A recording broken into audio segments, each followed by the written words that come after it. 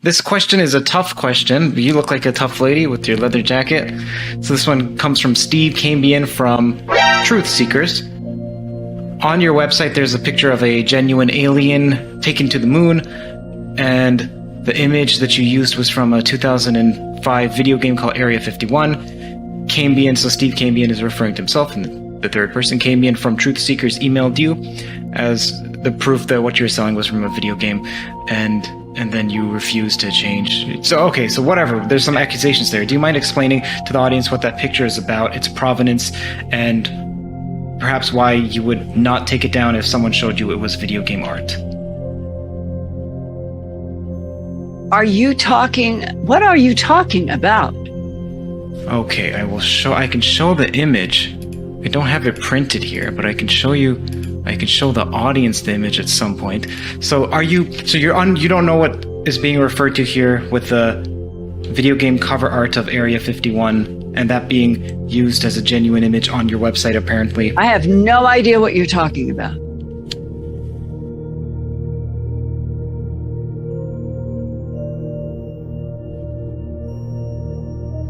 Kurt, I don't know why you are reducing the interview to this kind of petty stuff at the end. I really don't.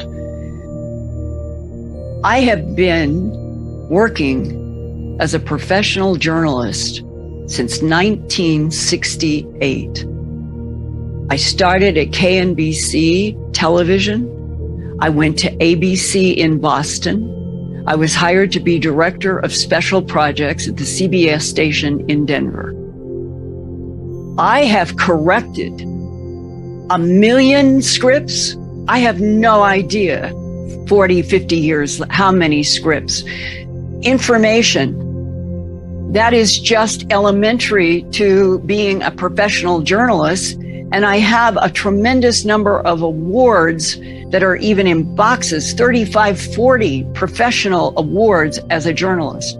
Why you would end up with some kind of a stupid question like this is beyond me.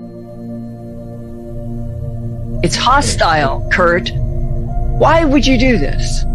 It's meaningless. I mean, why are you playing, now we're going to trap Linda in some, this is ridiculous. I'm asking some of the most upvoted questions. So there's the sentiment in the community that you're a great investigative reporter, especially your early work, and that toward the end of the career, perhaps not as much due diligence in vetting sources. This is just a perception. So that's why people are upvoting it. By whom? That's not my relationship with the world.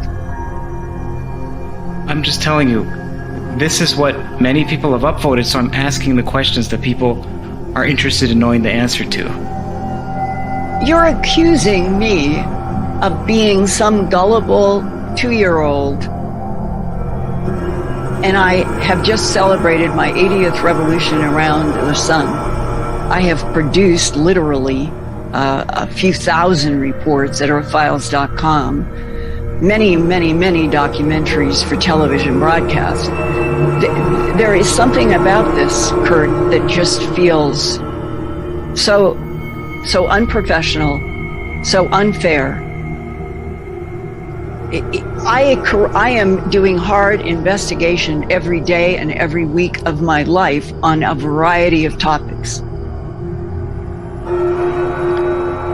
I ask even Luis Elizondo, I ask many people similar questions about NDAs and is this piece of evidence proof? Is it proof? Do you have a public record of so-and-so? It's not as if this is such a strange question. You just said it's because you have a reputation essentially of being gullible. I argue with that from the face of how much I have produced. That is between my books, my documentaries, the 3,000 Earth Files reports, and on, the 15 years of the work I've done with ancient aliens. It's the opposite. I'm come to all the time because people say you do the best, most credible journalism in the field. That's what I hear.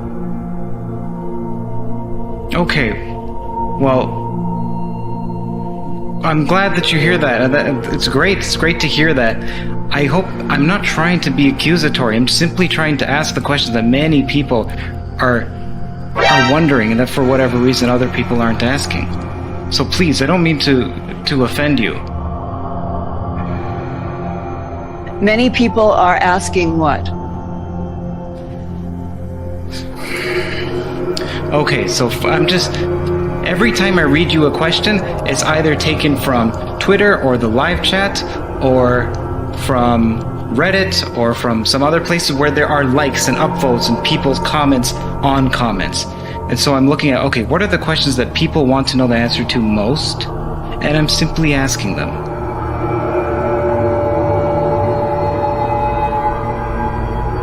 Is that not fair? Nothing about the last 20 minutes have been fair.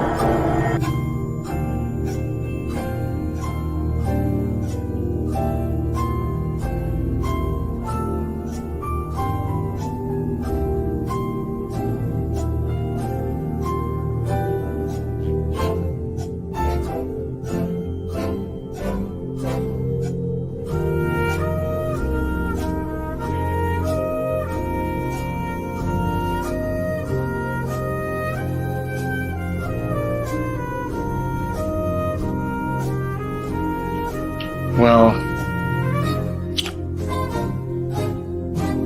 all right. Okay. Well, we'll just end this, and I apologize that you felt like it was hostile. That was not my intent.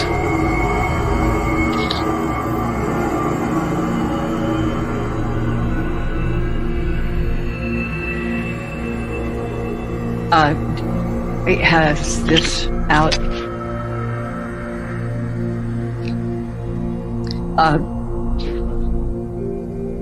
I'm a professional producer, writer, director, editor.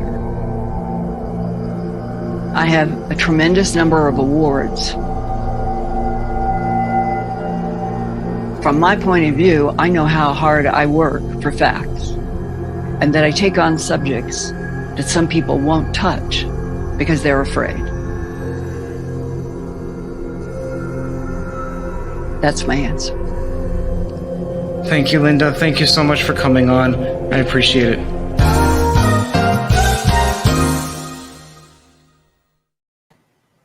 Greetings and salutations, friends, and welcome back. Boy, it's the start of the week, and I know that a lot of people wanted to hear from me on this this thing that happened. And so tonight I'm going to try to give a breakdown and some explanation and backstory of what may have caused some of this. The first thing that I want to do is explain to you the anatomy of a hoax. In order to perpetrate a hoax, and especially sell it to believers and make a lot of money, there's certain steps. And Linda Moulton Howe's story with this fake video game cover as her only evidence. By the way, it's very important that we break down that the story that she was selling, she claimed came from a super secret astronaut. But when you check with NASA, he was never an astronaut. Somehow she explains that part away. Well, he was a secret astronaut, so they're not going to tell you. And what was his only evidence? The only evidence that this man gave Linda Moulton Howe that he was a secret astronaut, went on secret Apollo missions that, by the way, don't exist. He claimed to be on Apollo missions after the Apollo program ended. Oh, but it was the secret Apollo program. Okay. And what was his only evidence? The only evidence that he had to back up his story was this video game cover. So she took a 2005 video game image and said that it was a picture that her secret astronaut took on the moon. Now, I recognized the picture right away. And also, for the record, it's important to note that I scoured the internet. I scoured everywhere I could. I even talked to people at Midway, the company that produced that game, Area 51. By the way, I talked to the artist who actually drew that image, and he had quite a chuckle when I sent him the links and showed him that somebody was selling his picture behind their paywall as a genuine gray alien photo taken on the moon. But let's get back to the anatomy of a hoax. Now, step one is to put out a fake story with manufactured, fake, or just terrible evidence, right? Step two is collect all the money that you can. It's important to note that she would tease this story on her YouTube channel and then direct people to pay the $55 or whatever it is to sign up for her website for the year so that you too can read the whole story, so that you too can see those high resolution images of a, first she wrote on her website, quote, genuine gray alien photo taken on the moon.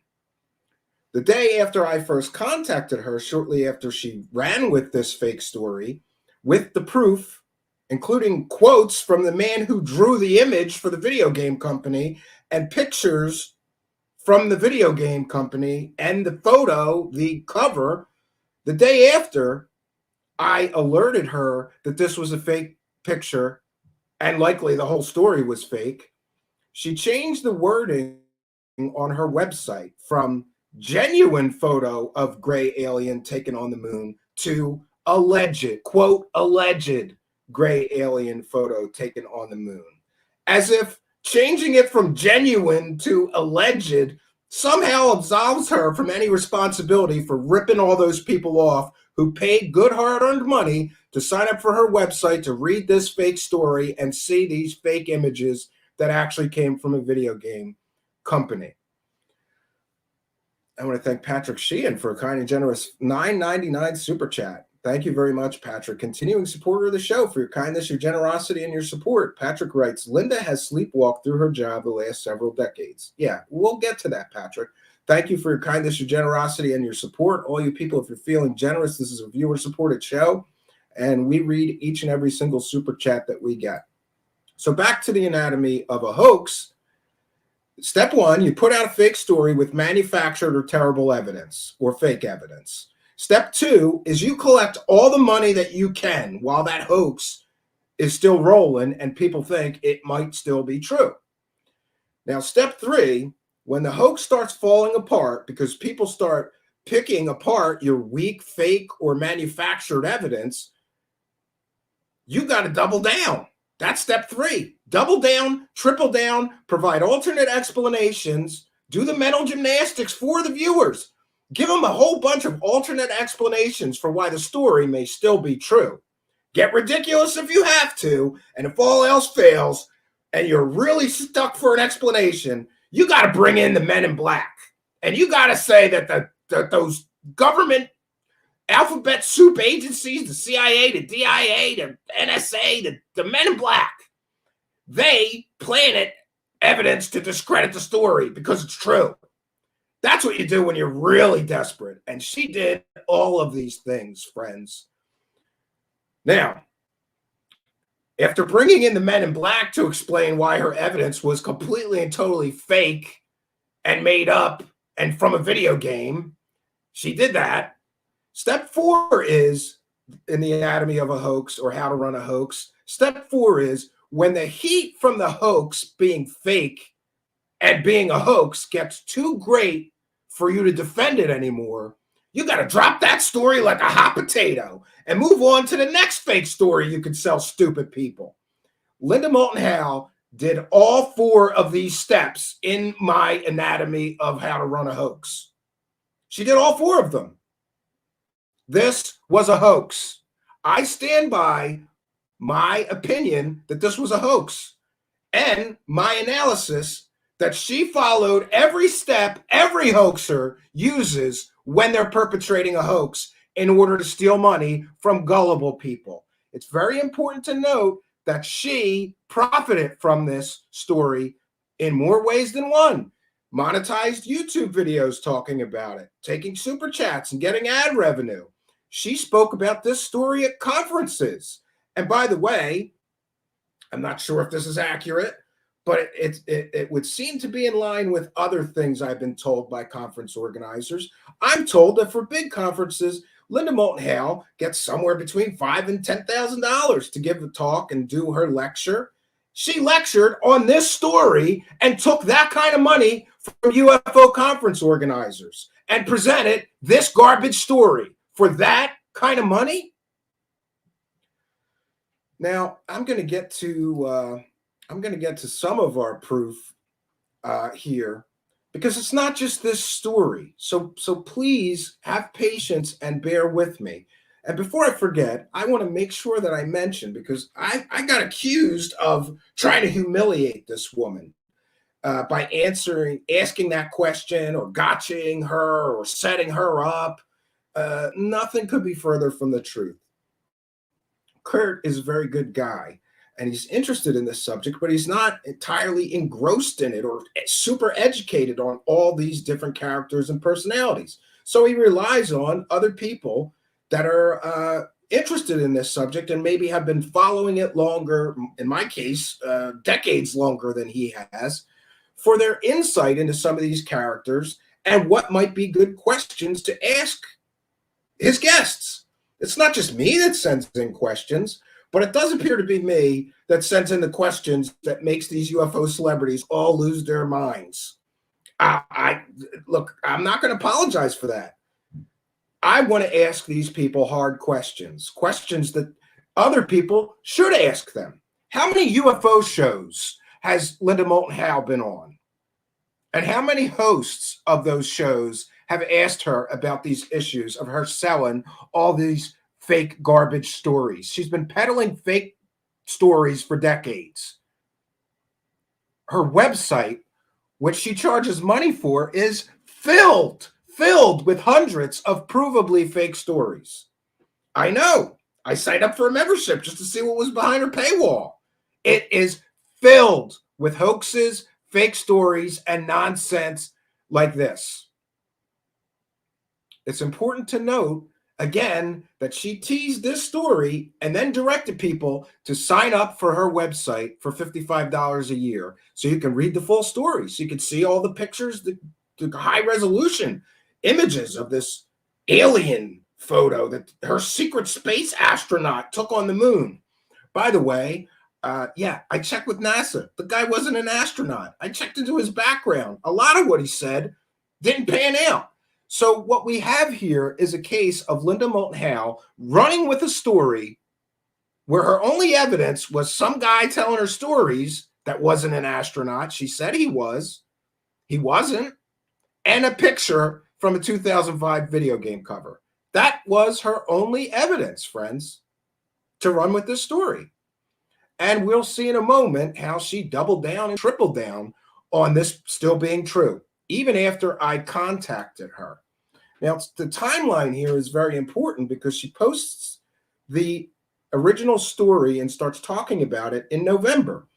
As soon as I saw that image, I have huge bookshelves full of, I kept all my old games like Xbox 360, whatever. I ran to my shelves and I pulled that game down. I played that game. I recognized that image immediately as being from a game because I love that game. It's a great game. You want to run around Area 51 and kill aliens? It's awesome. First person shooter, aliens, right? What's not to like if you're interested in aliens in a game like that? So I ran to my shelf, pulled the game out, and went, I cannot believe she got fooled this badly. I scanned a picture of the image, sent it to her, and what I got back from her was excuses. I got excuses and I got step 3 of the hoax from her. When the hoax starts falling apart, because people start picking apart your weak, fake, or manufactured evidence, double down, triple down, provide alternate explanations for why the story may still be true. Get ridiculous if you have to, and if you're really stuck, bring in the Men in Black. So that, my friends, is exactly what she did when I emailed her. Just pardon me because I'm trying to queue up here. I'm going to share my screen, and again, it's not my usual policy to share emails, but this is an email to me. It's my email. She emailed me. This is one of the emails. I'm not going to share them all. I'm not going to share them all, but I think it's important that we see that. So I email her. This is a later email. I emailed her first in November. She gave me a bunch of excuses. And then I emailed her again in December. She says, in my Earth Files report and broadcast media, I have acknowledged the contradictory chain of custody question. John Harold Levine insists that he took this photo with a Hasselblad photo during Apollo 17. There was no Apollo 17 in 1972, and that NASA image was held, and that the image was held by NASA. Then she suggests was the 2005 video game image source that same 1972 photo by Levine? There's no evidence that that image existed before 2005. I went to the ends of the earth trying to see if that image came from somewhere else. It was nowhere else before 2005. It was drawn by a digital artist specifically for that game. So in one of my emails, we had this big email chain back and forth. I couldn't believe that she wouldn't just take this story down. In this email, she suggests that somehow the video game company got a hold of that genuine gray alien photo taken on the moon by her super secret astronaut source that wasn't an astronaut. Yeah. So, but this is what I got from her. Now, there was a later email which I sent her, and we'll get to that in a while. And here, I couldn't find a screenshot of when she said it was a genuine, real Apollo 17 photo of gray alien up close. She first posted this and used the word "see genuine," not alleged, but genuine, real Apollo 17 photo of gray alien up close. And again, this was behind the paywall. She says, these Earth Files reports contain animal mutilation images and documents which are accessible only by subscription. Paying subscriptions automatically means the users grant permission to see photographs of worldwide mutilated animals and other related evidence. Then she gives her disclaimer, which she somehow suggests, allows her to just sell fake things. Real X-Files do not always have hard proof, but the first-hand testimonies are presented as valuable to consider in the challenge of determining facts and truth in subjects that American and other governments have hidden behind policies of lies and denials in their interest of national security.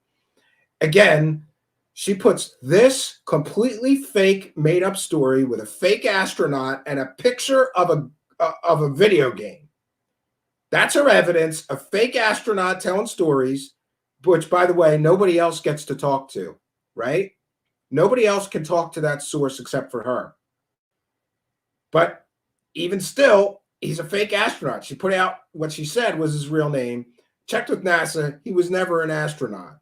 And of course, the NASA person kind of had a laugh when I said he was on Apollo 17. The guy said, there wasn't an Apollo 17. Of course, yeah, I know. But Linda Moulton Howe doesn't know that. And the people stupid enough to believe her fairy tale stories don't know that. So again, she puts this story where the only evidence is her super secret fake astronaut telling fairy tales and a cover of a video game. And she puts it behind a paywall. And you have to pay to read this story and see more. And pay to see now she changed it after I emailed her to alleged real Apollo 17 photo of gray alien up close. And by the way, later, people were like, after this thing with Kurt's show blew up, people said, oh, well, she printed a retraction later. And we'll get to that. It's important to note also that UFO Watchdog has been following her and detailing much of her fake evidence and fake stories for much, much longer than me. UFO Watchdog contributed on Twitter saying a cattle mutilation case I investigated involved the ranchers seeing lights over a mountain range. The lights were from small planes over a privately owned airport. Linda Moulton Howe never corrected her reporting in spite of me telling her this. So this is nothing new. And there are various reports. I have another report of a story Linda Moulton Howe was running about crop circles, claiming that aliens in the middle of the night made these crop circles and people saw the spaceships. In that case, it was math students who emailed her, and they even showed her pictures of them making the crop circle she was selling a story claiming aliens made. Did she retract that story? No, she did not. It's still behind her paywall.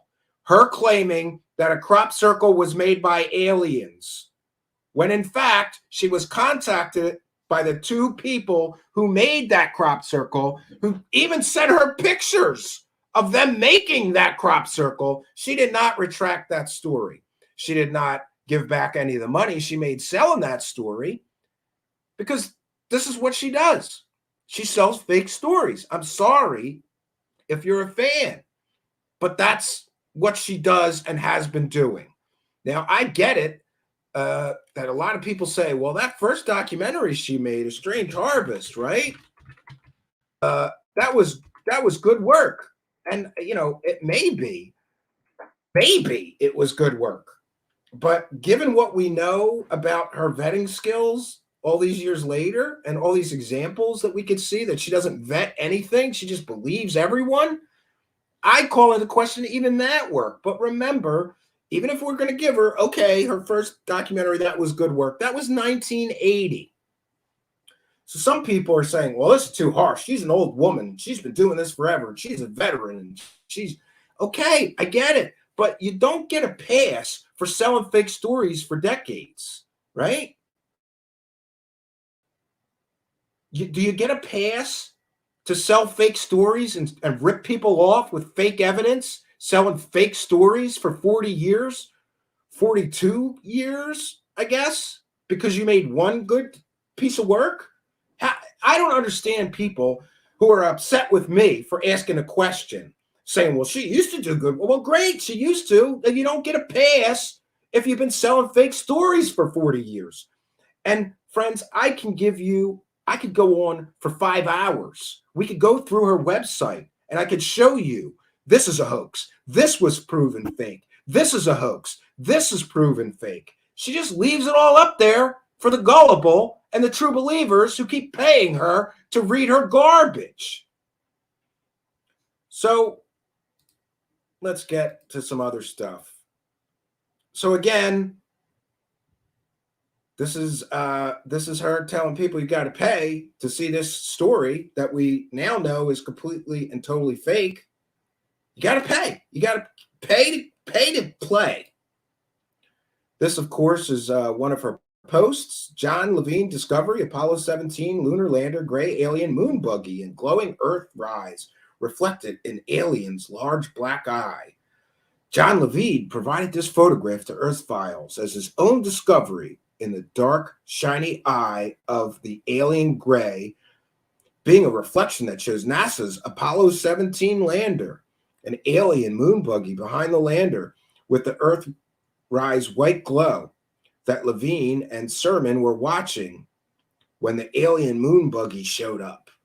John Levine insists he took this photograph with a high-resolution Hasselblad camera mounted on the front of his NASA astronaut spacesuit from only 6 feet away. Wow, isn't that amazing that he took a picture of an alien on the moon and it somehow ended up being the exact same picture that was on a 2005 video game cover? But hey. And he was having telepathic communication with the gray alien on the moon when he took this picture. Sure. The disclosure revolution with Osvaldo Franco commented, and I have multiple reports of her selling this fake alien on the moon picture story at multiple events. He says, I was in an auditorium in Manhattan when she presented that crap. After Richard Dolan and Whitley Strieber spoke at an old Ellen White event downtown. It wasn't a very good presentation. Everything she presented was clear fake. Linda's always been hit and miss. Yeah. Now, here we see her own comment on a video from December 5th, 2005. And we're going to play a portion of that. We're going to cite fair use and show you her doubling down and still claiming against all hope that this story could still be true. Here she says, the number one comment we received about the photo is that the gray is from a video game cover. And by the way, I believe that to the best of my knowledge, I was the first person to release that this was a video game cover, both to her and publicly. But maybe some others did. I don't want to misspeak or take more credit than due. But I believe for sure I was the first to email her right after she came out with this story in late November 2018. So she says, the number one comment we received about the photo is that the gray is from a video game cover. I will say that this is standard operating procedure for disinformation from the government. They will release something online in order to discredit the photo. You can see the photos on my Earth Files website or free here on my Twitter account. Thank you, Linda. And she started putting the photo on Twitter for free after people started criticizing her for keeping it behind a paywall, knowing that it was fake. So, here we see her, even after she's given all the evidence and proof. This is well after I sent her the picture. She even commented to me in an email reply that multiple people after me began sending her pictures of that video game cover. Even after that, she's doing, what did I say? The anatomy of a hoax. Step 3, when the hoax starts falling apart because people start picking apart your weak, fake, or manufactured evidence, you have to double down, triple down, and provide alternate explanations for why your story may still be true.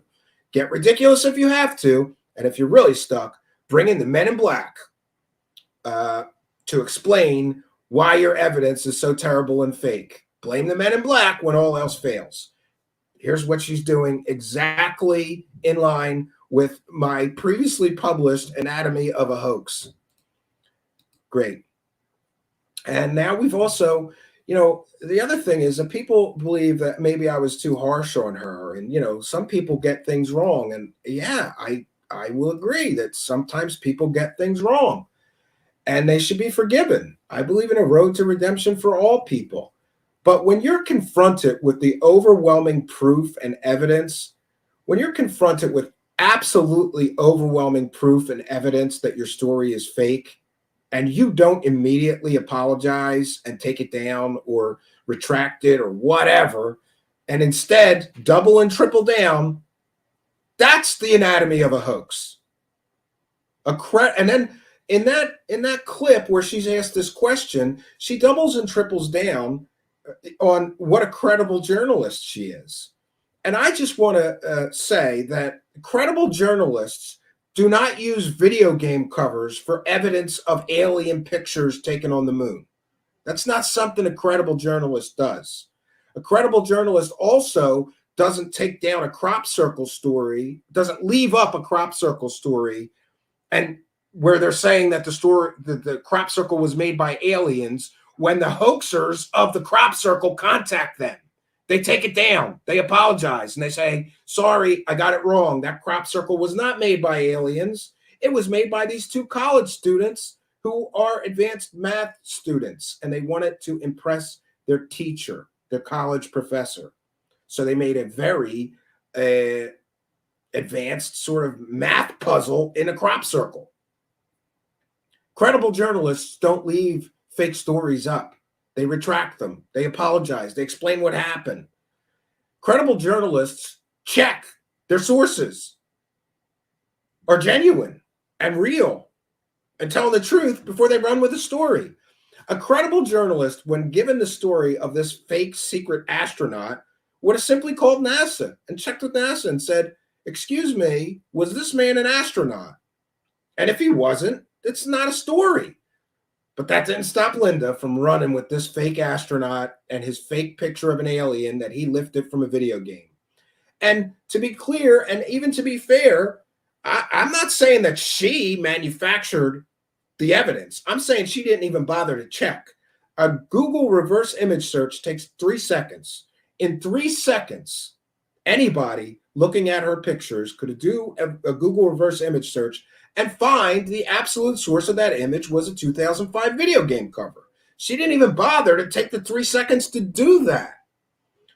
But it gets worse, friends, because one of her other famous stories that I believe she has made tens of thousands of dollars selling is this Spartan 1 and Spartan 2. You know, the secret base in Antarctica, and she's got a Navy SEAL for a source.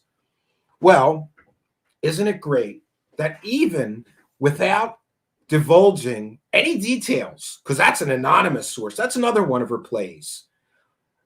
Let's just use two anonymous sources, Spartan 1 and Spartan 2. And she's real big on telling everybody, don't worry, though. I vetted him. I have his DD-214. That means all his medical records. But does anybody ever notice that she never releases those DD-214 so other researchers could vet her sources and tell if the sources are true or real sources or if they're fake? Never. Never will she release those DD-214s. We've got Spartan 1, she claims she has DD-214s for. Nobody's allowed to see them. We've got Spartan 2, another one of her anonymous sources. She claims she has DD-214s for. That guy's a Navy SEAL. Nobody's allowed to see those records and vet her source. And we've also got the CIA deathbed anonymous, Cooper Stein, who she claims she's got those DD-214s. And again, these are three of her sources, all anonymous, that she claims she vetted and saw their military records, their detailed military records, and she's got them, and she vetted the sources. Then why wouldn't she release that and let other researchers confirm that her work is good? There's a reason she's using anonymous sources and refusing to release any proof that her anonymous sources aren't manufactured, friends. It's because they are. That's my opinion. That's my belief. Having dug into her modus operandi and the way that she sells fake stories, what I believe to be fake stories, and let me be very clear in that the only stories that Linda Moulton Howe has that I cannot definitively prove to you are fake are the ones where she's using anonymous sources. Because if she's not going to let me vet her sources, or let anybody vet her sources, then nobody knows if her sources even exist. Now, some would say, oh, she wouldn't just manufacture and make up sources. Look at this video game cover story. If she's willing to do that to make people sign up for her website and sell a story that terribly vetted, that terribly researched, that terribly evidenced, you're going to tell me she wouldn't just make up imaginary friends and claim she has these military sources? But here's where it gets good. Because in the case of Spartan 1 and Spartan 2, one of those Spartans, I forget which one, I think she's got more Spartans. Every time she needs to sell a new fake story, there's another Spartan around, fake anonymous source nobody's allowed to talk to except her. But in the case of this Antarctica story, and again, she made tens of thousands of dollars telling this Antarctica story at Contact in the Desert, Conscious Life Expo, all these other huge UFO conferences. And by the way, again, I'm told that her speaking fee is between $5,000 and $10,000. So it is not a stretch between the $5,000 and $10,000 speaking fees and let's see, YouTube ad revenue, memberships to her website. She's got that story in one of her books, I believe. It's not a stretch to say that I don't know how much money she made with this fake gray alien photo on the moon story, but in the case of Spartan 1 and Spartan 2 and that secret base in Antarctica, yeah, you can say that she made tens of thousands of dollars. She talked about that at conferences for literally years. Taking people's money for a story based on fake sources. But you don't have to take my word for it that the sources are fake, because let me tell you how fake her sources are and how bad her vetting is and how little she actually checks into anybody's background. Because in the case of one of these Spartans, Don Shipley, God bless Don Shipley. I love this guy. He is a real, verified, real Navy SEAL. He was really a Navy SEAL. And Don Shipley doesn't like fake Navy SEALs. And I don't blame him. You know how hard it is to get to become a Navy SEAL? You know what kind of training you got to go through? It's called Hell Week for a reason. So real Navy SEALs don't like fake Navy SEAls. And Don Shipley especially doesn't like fake Navy SEAls telling stupid alien stories. In the case of this Spartan 1 and Spartan 2 story, Linda Moulton Howe won't release the people's names. She won't release their military records so other people can verify that she's telling the truth, that they really were in the military. She won't even release the names of the people that she's claiming or telling her these fantastical stories. Only she's allowed to know that information. Isn't that convenient? But it gets better, because in the case of this Spartan thing, Don Shipley heard her telling this story on Ancient Aliens. And immediately he knew that that anonymous Navy SEAL source of hers was completely and totally fake, even without knowing his name. Don Shipley could rip that guy apart and tell you that he is not a Navy SEAL, he's a fraud, and that Linda likely knows he's a fraud. Don Shipley contacted Linda Moulton Howe, said he was going to put her on blast because that fake Navy SEAL that she was using to sell that story was 100% provably fake, not a Navy SEAL. If Linda wanted to actually do her due diligence, she could have taken this man's supposed military records, which she claims she has, and his name, and taken it over to somebody like Don Shipley, who is a real Navy SEAL and an expert on all things Navy, and especially on being a Navy SEAL, how that works, what they speak like, what they talk like, what kind of missions they actually do. According to Don Shipley, there's no way on God's green earth that they would send a SEAL to do this thing that she talked about in her fake Spartan 1 and Spartan 2 story. Don Shipley knew, after hearing her tell this story with her fake source, that the source was fake. He wasn't a Navy SEAL. And I challenge Linda, release the guy's name, and how about me and you and Don Shipley have a conference call together? I won't even release the name. Neither will Don Shipley. He'll agree to not release the guy's name, your source that you say is real and a real Navy SEAL telling you these alien stories. So let's do a conference call with me, you, Linda Moulton Howe, and Don Shipley. You release his name to Don Shipley, and in 3 minutes flat, Don Shipley will be able to check and tell you and me if he's a real Navy SEAL or not. If you're selling a true story, why would you not do that? Why would you not avail yourself of one of the world's leading experts in what it is to be a Navy SEAL and who's a real Navy SEAL and who's a fake fraud? He's offered. Why would you not allow one of the world's leading experts to help you vet that source so that you're not selling yet another fake story with yet another fake anonymous source?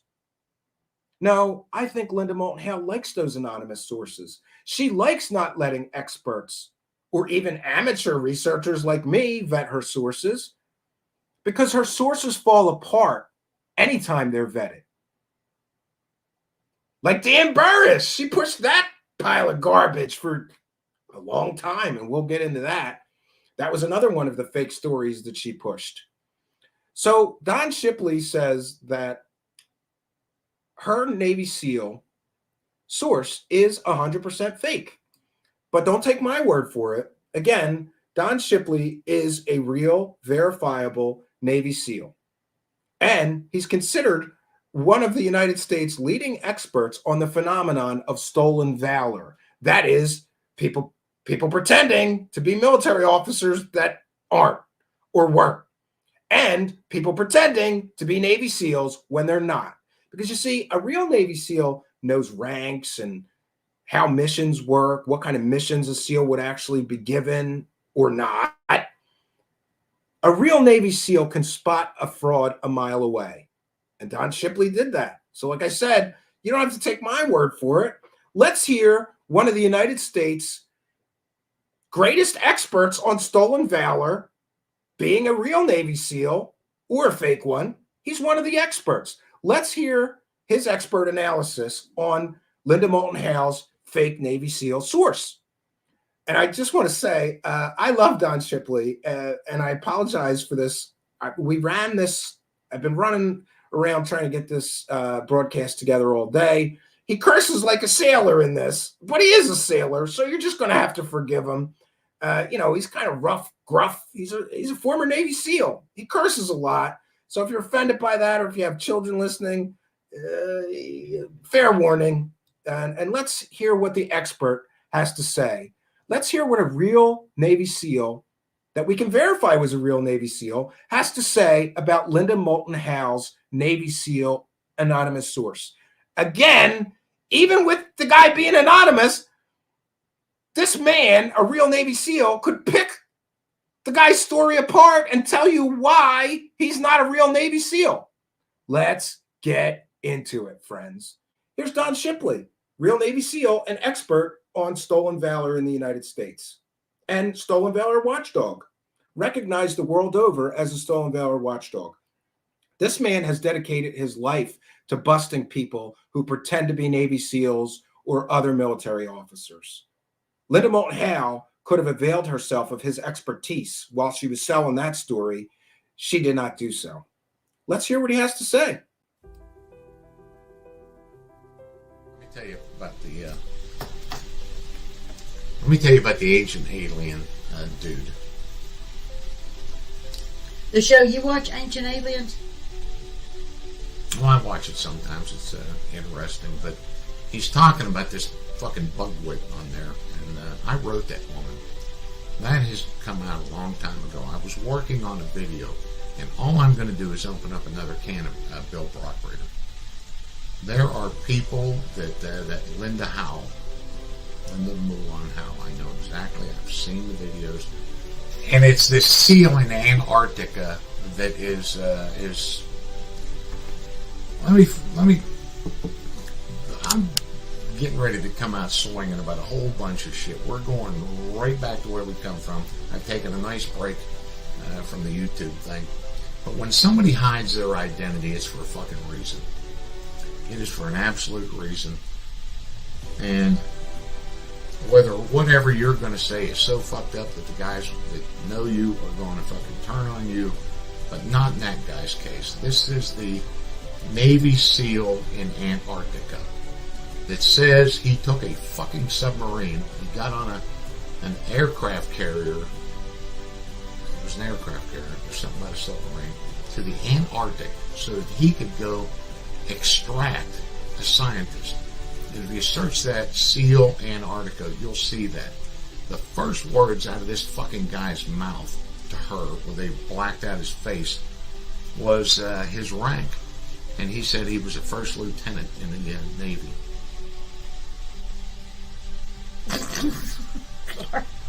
And when confronted with that, she claims that he was just nervous at the cameras. Bullshit. You are sitting in a room with that woman.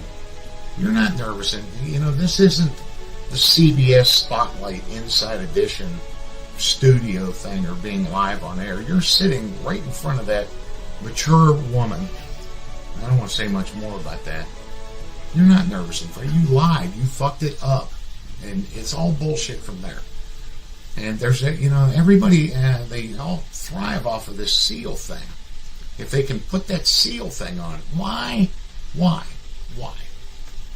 would they send a fucking aircraft carrier to Antarctica with a SEAL who takes a helicopter to go in and extract a scientist with all this alien stuff that he's discovered? Why would they do it? They didn't have anybody else on that carrier qualified to get out of a helicopter and go, hey, come here, you get in. They didn't send the SEAL? No. But they used that for the ratings. However, he just sounds dumb from the fucking minute he starts opening his mouth till the end of the video. Let's just scroll down. Let's see. Mick said, let's just scroll down there a little bit. That's why I busted out laughing. What's that? Claims he went miles underground, and it's just so stupid that the fight is not worth it when you're dealing with these conspiracy theories. And watching the videos, there's enough guys calling bullshit, and she knows, because I told her I was going to put the blast on her, Linda. She never replied back. But the hard part of that is, well, as Carrie Cassidy with Bill Brockbrader is that Linda is in on the whole thing. The whole thing is just this bullshit to get people to watch. She knows he's a fake, and she set it up, and she doesn't care. And she is the nicest, sweetest looking lady on there. Hi, buddy. I know. And she's a fucking liar. They all are. And it's just to sell the ratings. So they find some fucking hillbilly at a fucking gas station in Tennessee who calls himself Spartan 1 and some fucking idiot Marine, and they get on there and they start telling this bullshit about aircraft carriers taking them just to get this scientist who's in this alien facility. You can find it on YouTube. Somebody put it up there. I think it's Moulton Howe. Linda Howe, Navy SEAL or Spartan 1. And as soon as that fucking guy opens his mouth, you know it's bullshit. No officer in the Navy is ever going to goon up that they were a first lieutenant. First lieutenants are in the Marine Corps and the Army. They're not in the fucking Navy. And no one would say that. First lieutenant is a title in the Navy. And that goes way back to the old British days. He's the first lieutenant. He's the most senior lieutenant on a ship. And they only do that on ships. We don't have that in the SEAL team. It's where we keep our engines. Long story. They're getting me worked up. But just tell them, nobody, no officer in SEAL team has twang. No, doesn't. Yeah. You win the fights you can. I mean, I would ultimately win that, but I would just turn into another Bill Brockbrader. I didn't like Bill Brockbrader for a lot of reasons. We don't send Navy SEALs to Antarctica to extract scientists when anybody could do that. It wasn't even a combat op. But they love that, the secrecy of it. And when you listen to this guy, there wasn't nothing. He just got off a helicopter and went in to get the guy, and the guy didn't come out anyhow. But why would you do that? You got an aircraft carrier full of chiefs, officers. How hard is it to get out of a helicopter and go, hey, hello, we're here to pick you up? It's not like you're doing it in North Korea or some shit. I don't get it.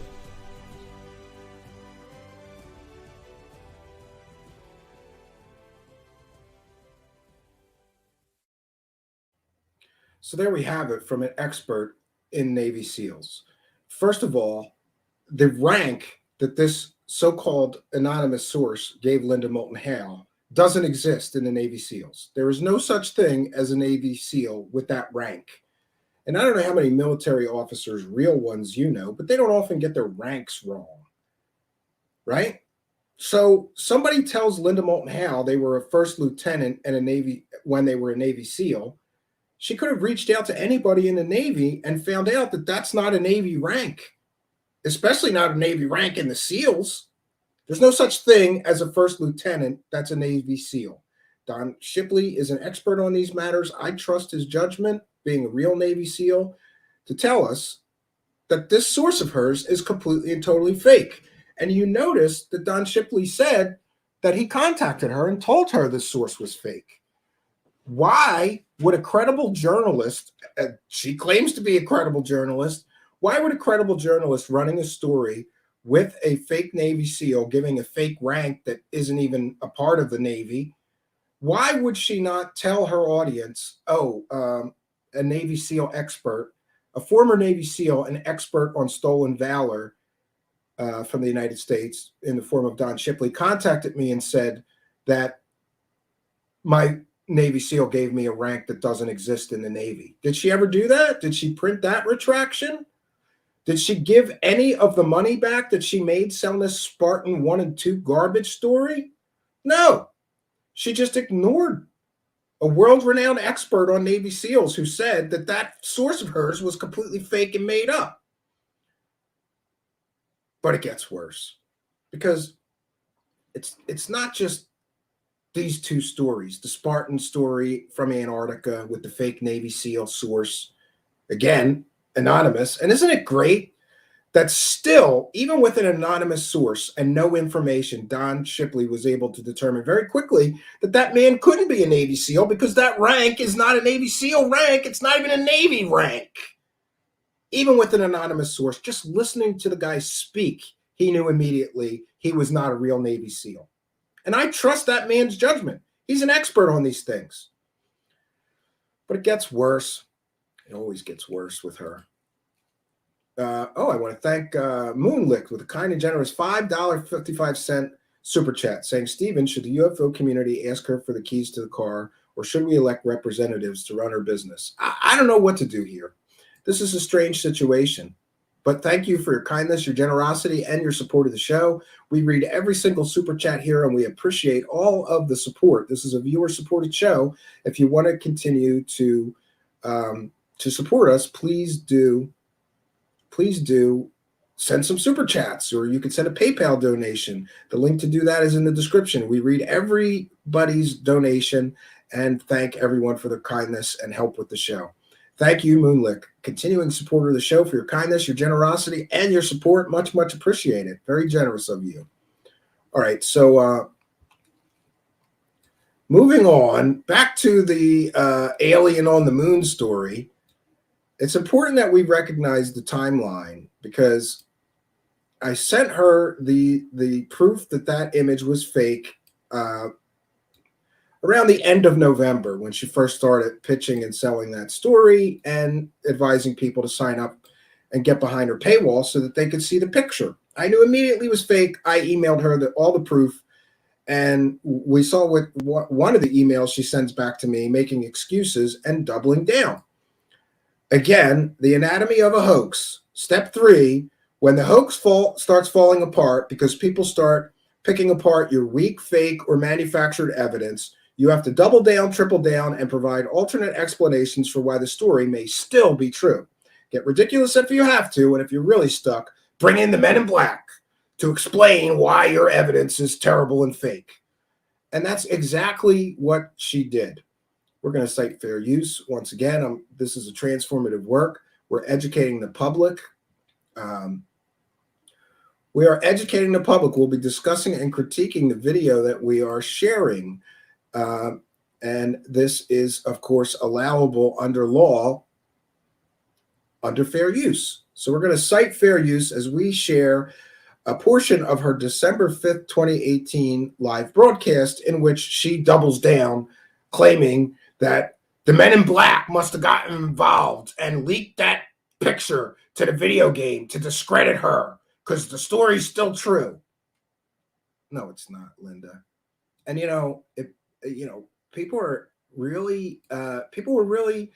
some people were very nasty about me even asking these questions. And I'm sorry, I'm not sorry. If you're selling people a fake story with a video game cover as your only evidence and you get caught, you should apologize. And again, this is not the only story. We've seen this Spartan 1 and Spartan 2 where she's using fake sources. We've seen this Gray Alien where she's using a video game cover to sell a story. And we're going to show you more fake stories of hers. But first, let's hear her doing step 3 of how to perpetrate a hoax, double and triple down, and bring in the Men in Black to explain to people why the story may still be true. Let's get into it, friends.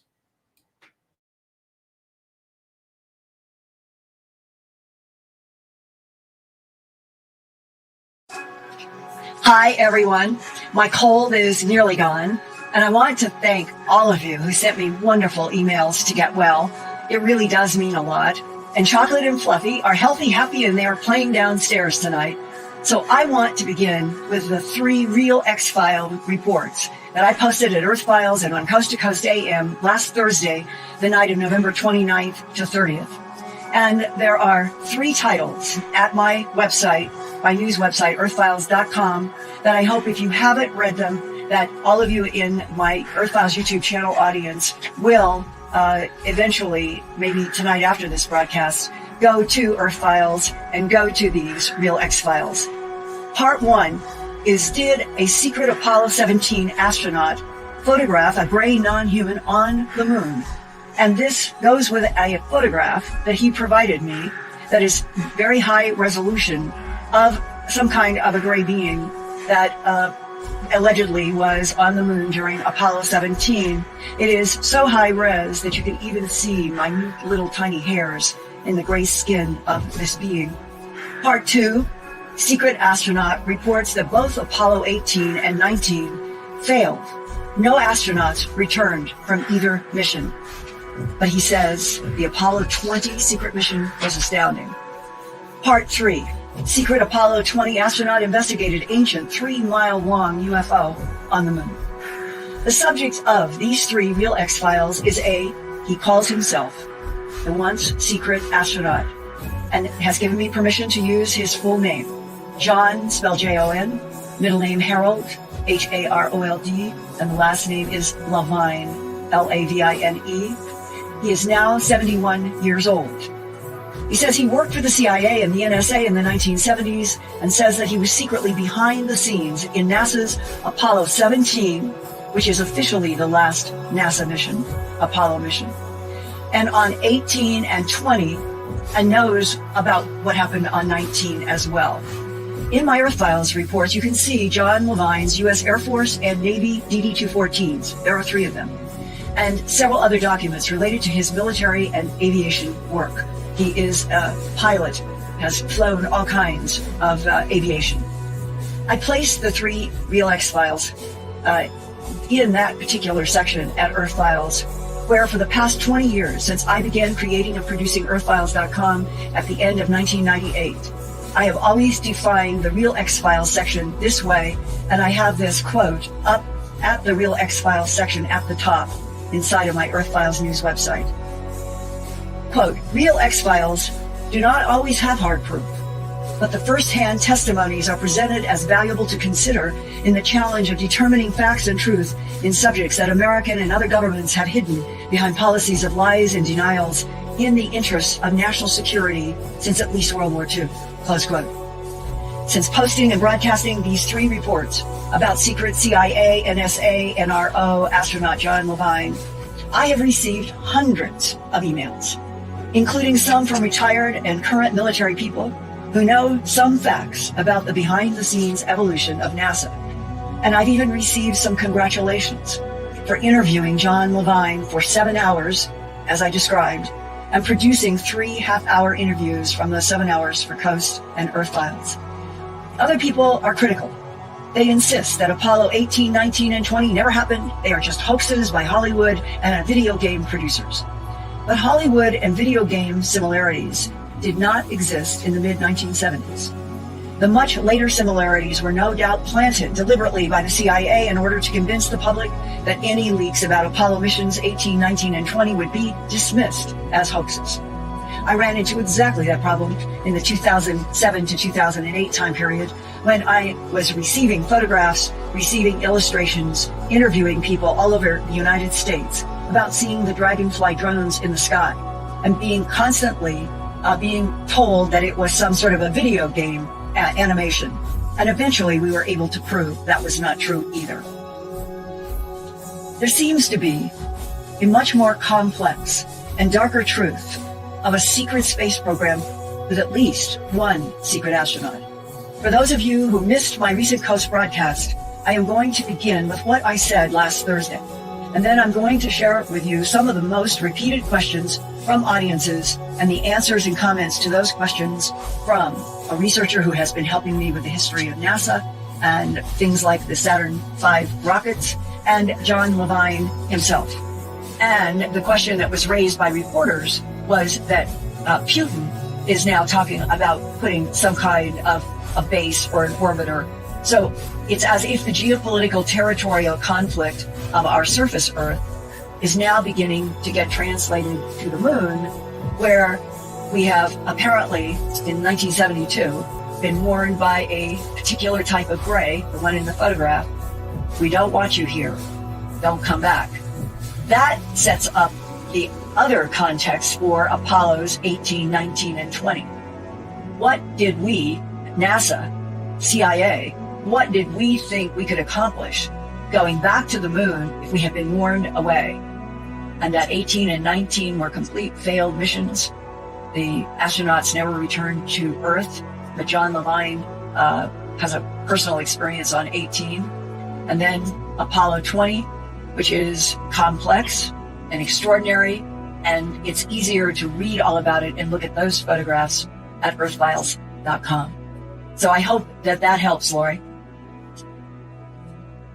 All right, I've got another question for you. All right. Where is the actual alien photo? The one on the Twitter page is the cover illustration from the PC game. So I know you addressed that earlier. All of this stuff. This is Government 101 counterintelligence.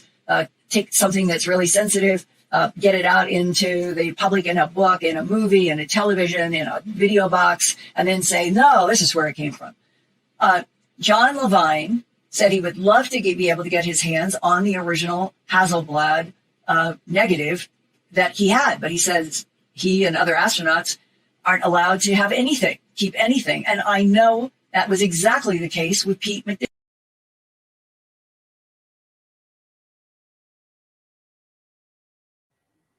And we're back. Sorry, rough edit. So here we see Linda is doubling down and tripling down and bringing in the men in black to excuse why it's on a video game when she claims it's real evidence.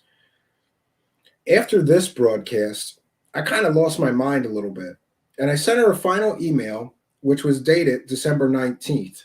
And in the email, I expressed to Linda my concern that what she was doing was consumer fraud.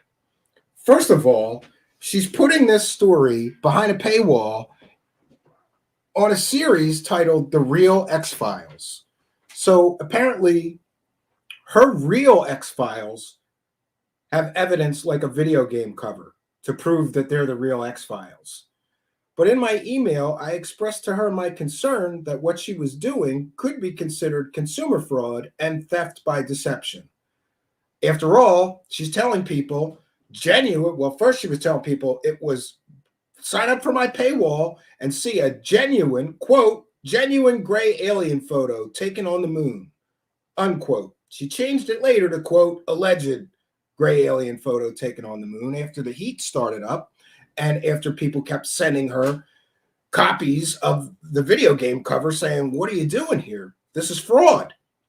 So December 19th, I sent her my final email, which she didn't reply to, but in it, and let me be very clear, it was not a threat. It was more of an observation and a concern for her. I expressed my belief that what she was doing could be considered consumer fraud and theft by deception. After all, you're saying it's a picture of a real alien. You're putting it in your real X-Files series. You're putting it behind a paywall, telling people it's a real picture of an alien. And we can clearly show that it's from a video game cover. I thought that would be considered consumer fraud by maybe an outside agency looking into this situation. That was December 19th that I sent her that email. And now we're going to show you what happens, and we'll move on down the scale of how to perpetrate a hoax. So I'm going to cite fair use. This is from her public website, however. And note the date. Remember, I emailed her December 19th telling her that I believe what she was doing was consumer fraud and could be considered theft by deception, which is a felony. December 20th, 2018, editor's note from Earth Files reporter and editor Linda Moulton Howe. I am preparing a fact-check update for Earth Files and my December 27th, 28th, 2018 Coast to Coast AM radio broadcast with the finding that the original November 29th, 2018 three-part tale by 71-year-old John Levine that begins below appears to be mostly dishonest for reasons unknown. In the face of contradictory facts, Levine keeps insisting his secret astronaut story is real, even though many of his assertions don't hold up credibly under research scrutiny that will be laid out in my upcoming fact-check update. And by the way, I don't know that she ever actually did the fact-checking update. It's another part of a hoax. Tell everybody that you're going to explain it all and then never do. I'm not saying she did in this case, but that's generally how hoaxes go. People say they're going to fact check and explain what happened and why the story falls apart, but they rarely do. She goes on to say, helping Earth Files investigations have been UK engineer, IT inventor, and analyst Winston Keach, retired Navy Captain Mark Wood. And again, if she has access to a retired Navy captain, couldn't that retired Navy captain have told her that a first lieutenant is not a rank of a Navy SEAL and that her Navy SEAL source is fake? I would think so, but she doesn't avail herself to those experts or an expert like Don Shipley. She just keeps going right on selling a story with a fake SEAL as an anonymous source. Retired Navy flight engineer Brian S. Here's another Navy guy that could tell her that Navy SEALs are not the rank of first lieutenant. Writer and researcher John Hankerin and UK Earth Files field reporter Ian Holling. Now, I'm not saying that she's being dishonest here, but I find it really funny that I email her my concerns and my belief that what she's doing is consumer fraud on December 19th. And on December 20th, suddenly she's bringing in all these experts to vet this guy's story. Why wouldn't she use those experts to vet the story before she sold it behind a paywall? Again, due diligence. Again, good research. If you have access to experts and you're actually a credible researcher or credible journalist, as she claimed to be in that Kurt interview, you would avail yourself of your experts to vet your sources before running with the story. That's the way you're supposed to do it. But apparently, she ran with the story where the only evidence was a video game cover and a guy telling fantastical fairy tales about his secret moon missions. And then she decided to vet the guy after I sent her the proof that that picture was from a video game. Great job. Great job, Linda. And again, in fairness, everybody gets something wrong. But to get it this wrong, to run with a story with evidence this weak, this laughable, what it says to me is that Linda Moulton Howe just decided a long time ago that aliens are real, they're visiting us, the government's covering it up, and everybody telling her stories, fantastical or not, about aliens is telling the truth. She does not vet anybody. She just runs with the story if she thinks she could sell it. Now, finally, also a point of clarification. I mentioned earlier that there was no such thing as Apollo 17. She was correct in this clip. Apollo 17 was the last real official Apollo mission. But her secret space astronaut claimed that he was also on Apollo 18 and 19, which don't exist. So Apollo 17 is the actual real last Apollo mission. And her source claims to be involved in that mission. By the way, again, you could reach out to NASA, check his name. He was not anywhere in NASA at that time of the Apollo 17 mission. He did not work for them. He did not get any credit for doing anything for the Apollo 17 mission. And she would have known that had she reached out to a NASA media spokesperson and checked her facts. She didn't. And certainly, of course, NASA denies that there's any Apollo 18, 19, or 20 missions, right? So this is where we find ourselves. This is where we're at. Oh, I'm sorry, I was sharing that so small. I didn't realize. 1 second. That's better. In case anybody actually wants to read her retraction, which she magically made one day after I warned her that what she was doing could be considered a form of consumer fraud. And I believe it is. And again, I'm not, I'm not law enforcement. I'm not a lawyer. So that's just my opinion. But it sure looks like fraud to me. It looks like you intentionally deceiving people and taking their money based on lies. That's fraud. All right. And I want to thank Lord Ludicrous Plaid for a kind and generous $1.99 super chat. Thank you for your kindness, your generosity, and continued support of the show. Lord Ludicrous Plaid, longtime show supporter and friend of the show, says, wasn't she also behind Serpo along with Doty? Yeah, I believe she pushed the Serpo stuff for a long time. And we all know that that was a hoax. Well, we should know by now.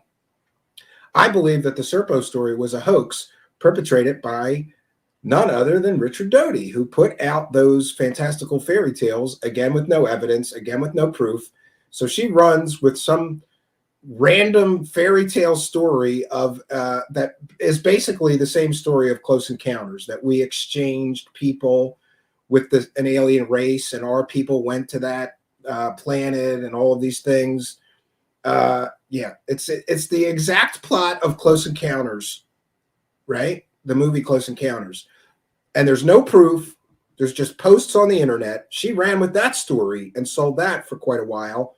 I believe so. I hope I'm not misspeaking. I believe that I've heard her giving lectures or talking about Serpo at one point.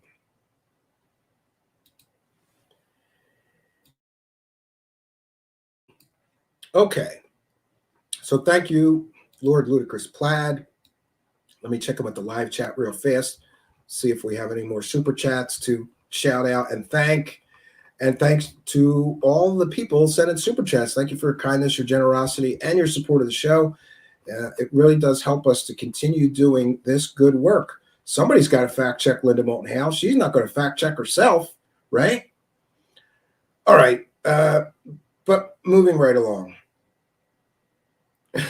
Maddie 81 says, but Steve, she has boxes of awards for being a UFO grifter. Yeah, not impressed. All right.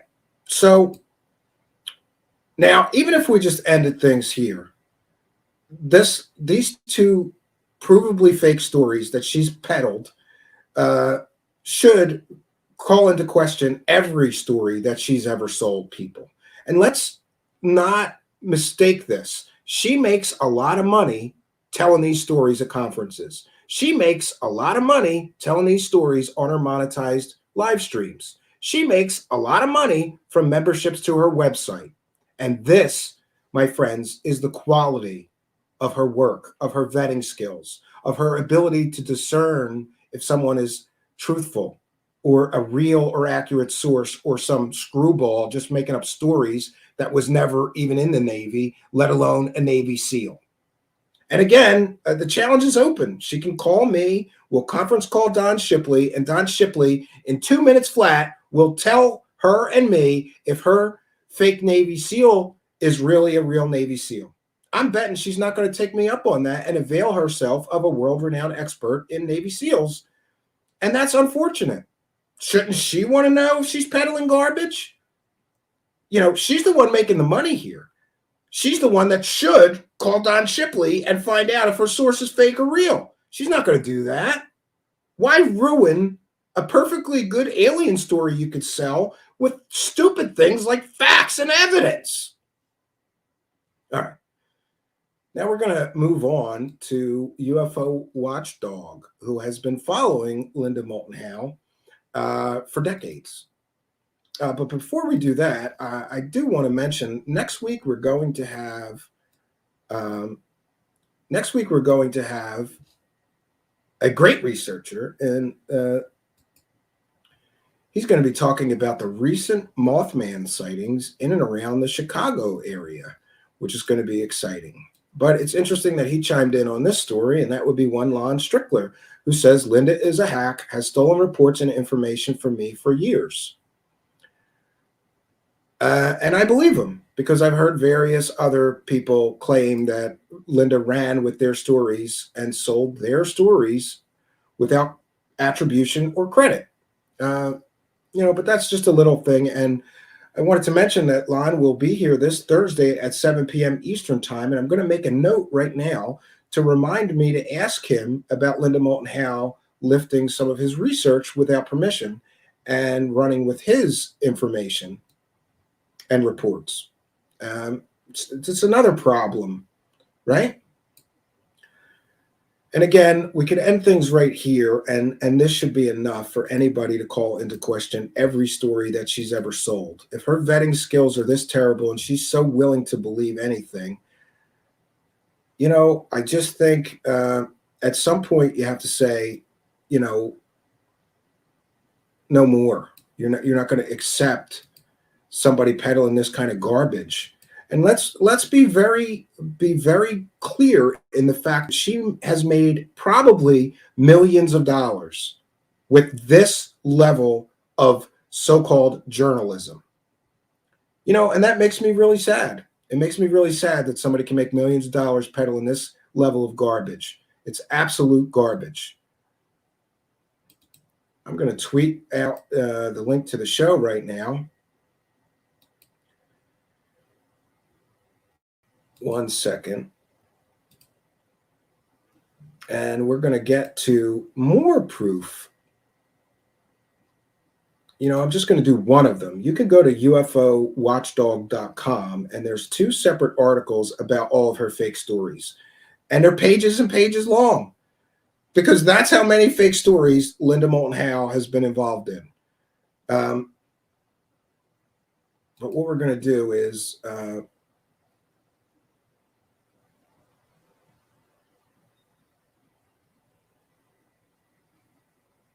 one second, friends. Again, we're going to cite fair use. We're going to discuss the article that we're sharing from UFO Watchdog, but he's a friend of the show. I'm sure he won't mind. So here is some information titled Aliens Abducted My Common Sense, a classic UFO Watchdog article by Royce Myers III. Endorsing another UFO tall tale, some question Linda Moulton Howe's dwindling credibility and the credibility of others trotting down similar paths. Is the need to believe killing common sense, the value of solid evidence, and competent investigation by twisting fallacy into fact? Just exactly how does an investigative journalist conduct an investigation without investigating the facts? Maybe we should ask Linda Howe. The one-time pillar of scientific UFO research seems to have fallen straight off the cracker truck within the last few years. This is an article from some time ago, I should mention.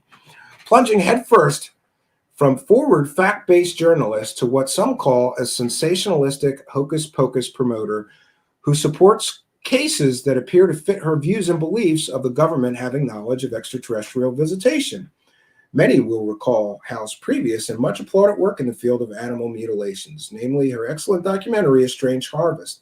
But frankly, Howe's recent work has suffered from a complete lack of credibility as she continually trips over bunk UFO cases she has publicly promoted and appearingly endorsed. Most recently, Howe was taken with the tale of Dan Burish. And we all know Dan Burish is a proven hoax. It's been proven time and time again that guy was a complete wackadoo. He wasn't who he said he was. His education wasn't what he said he was. He didn't work where he claimed he worked. In fact, he was working as a security guard at the same time that he claimed he was working at Area 51. What was it? What was the name of that alien? I'm blanking now. Anyway, Dan Burris told a fantastical story. It was fake. And Dan Burris was a man claiming to be a microbiologist working on a top secret black ops military project unveiling, there it is, an alien named J-Rod. Oh, the J-Rod story is so fake. Howe wrote several stories for her website about Burrish, personally interviewed Burrish, and made appearances on radio shows addressing the claims of Burrish as being factual, even referring to Burrish as a doctor and a government whistleblower. In a radio interview, Howe was asked if she had verified the background claims of Burrish. By the way, I know for a fact that she didn't. Specifically, Burrish's alleged education. Howe responded by saying she didn't need to see such proof because she believed Burrish was telling the truth due to his sincerity. Well, now everyone knows Burrish's story is an absurd work of bad fiction after the tale was exposed by UFO magazine. Howe failed to return multiple calls for comment on the findings of UFO magazine, according to its publisher.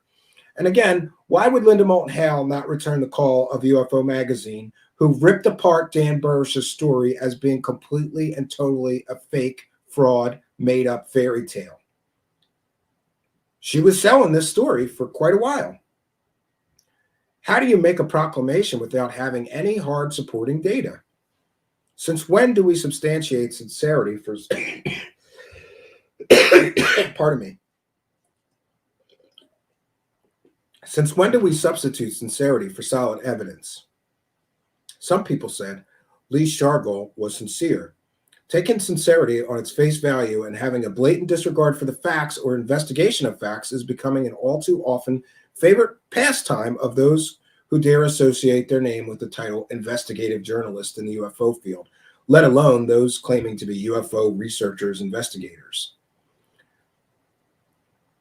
She also was very big on the Dr. Reed story. For those that don't know, Dr. Jonathan Reed is about the fakest, stupidest story that I've ever seen. It's so laughable and stupid. The so-called evidence for the Jonathan Reed is a joke. It's like him with a dummy in his garage claiming it was an alien.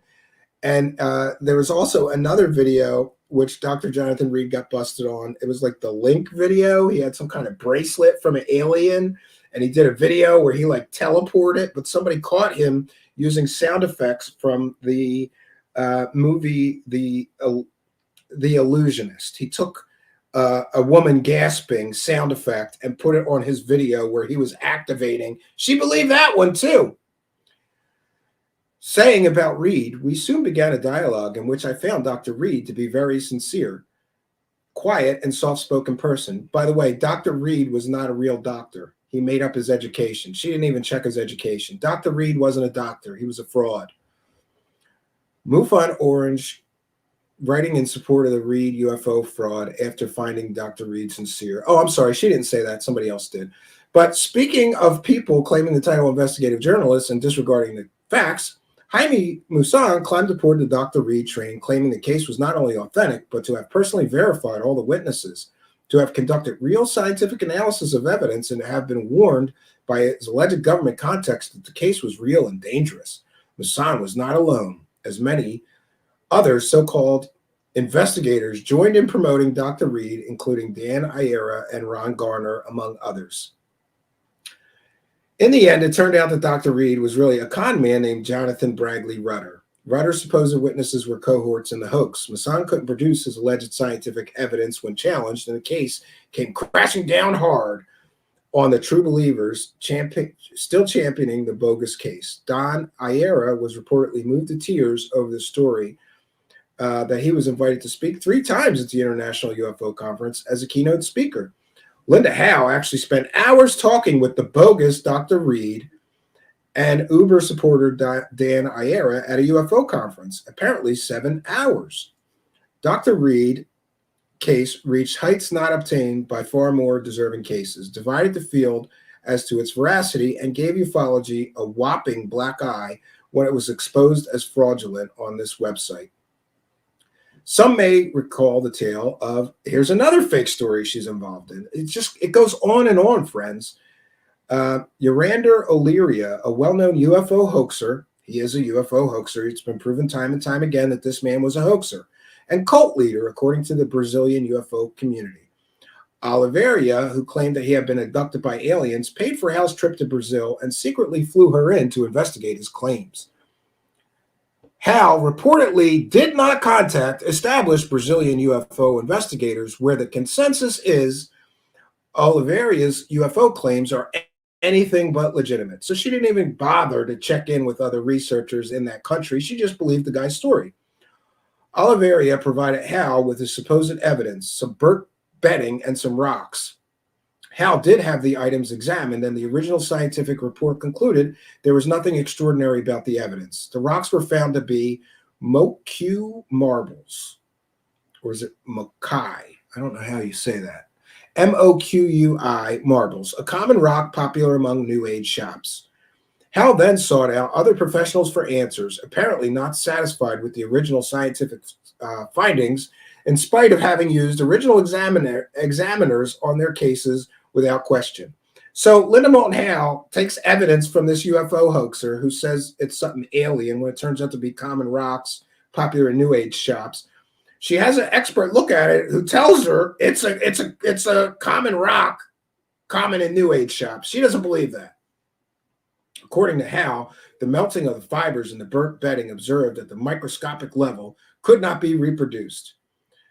But those results were indeed reproduced by the original 2 examiners. The same examiners who found rocks, Oliveira said, fell from the sky to be nothing more than Moque marbles. Howe took it a step further by having geologists from a Pennsylvania university examine the stones, and Howe apparently took what was said by one geologist completely out of context, making the rocks appear more than they were. So again, she takes what the experts tell her and she twists it to sell the story. Howe claimed she had done nothing but science on this case. This is what was said between Coast to Coast AM host George Noory and Linda Howe during a broadcast discussion of the Bunk Brazil hoax case. Noory, unbelievable, absolutely stunning. You know what? That is as historical as I have ever heard. You may be walking around with actual evidence from an unidentified flying object. Of course, George Snorri Noory is too dumb to know that they're just rocks, right? Howe says, yes, I think this is the case. Despite the controversy that it never deserved in the first place. I've always felt, you always go for the physical evidence and you see what the science says, and then you let the science stands for where it leads. But in this case, she didn't, because experts told her they were just rocks, and she's still trying to sell it as alien rocks. It's so stupid. The science done in the first place led Hal down the path of Oliveria's evidence being mundane. But the science apparently didn't appeal to Hal. Why haven't we heard any follow-up of the examination of the stones that Hal was conducting, let alone the rest of the case? Last we heard, Hal was having the rocks examined and would report the findings. We haven't heard anything yet.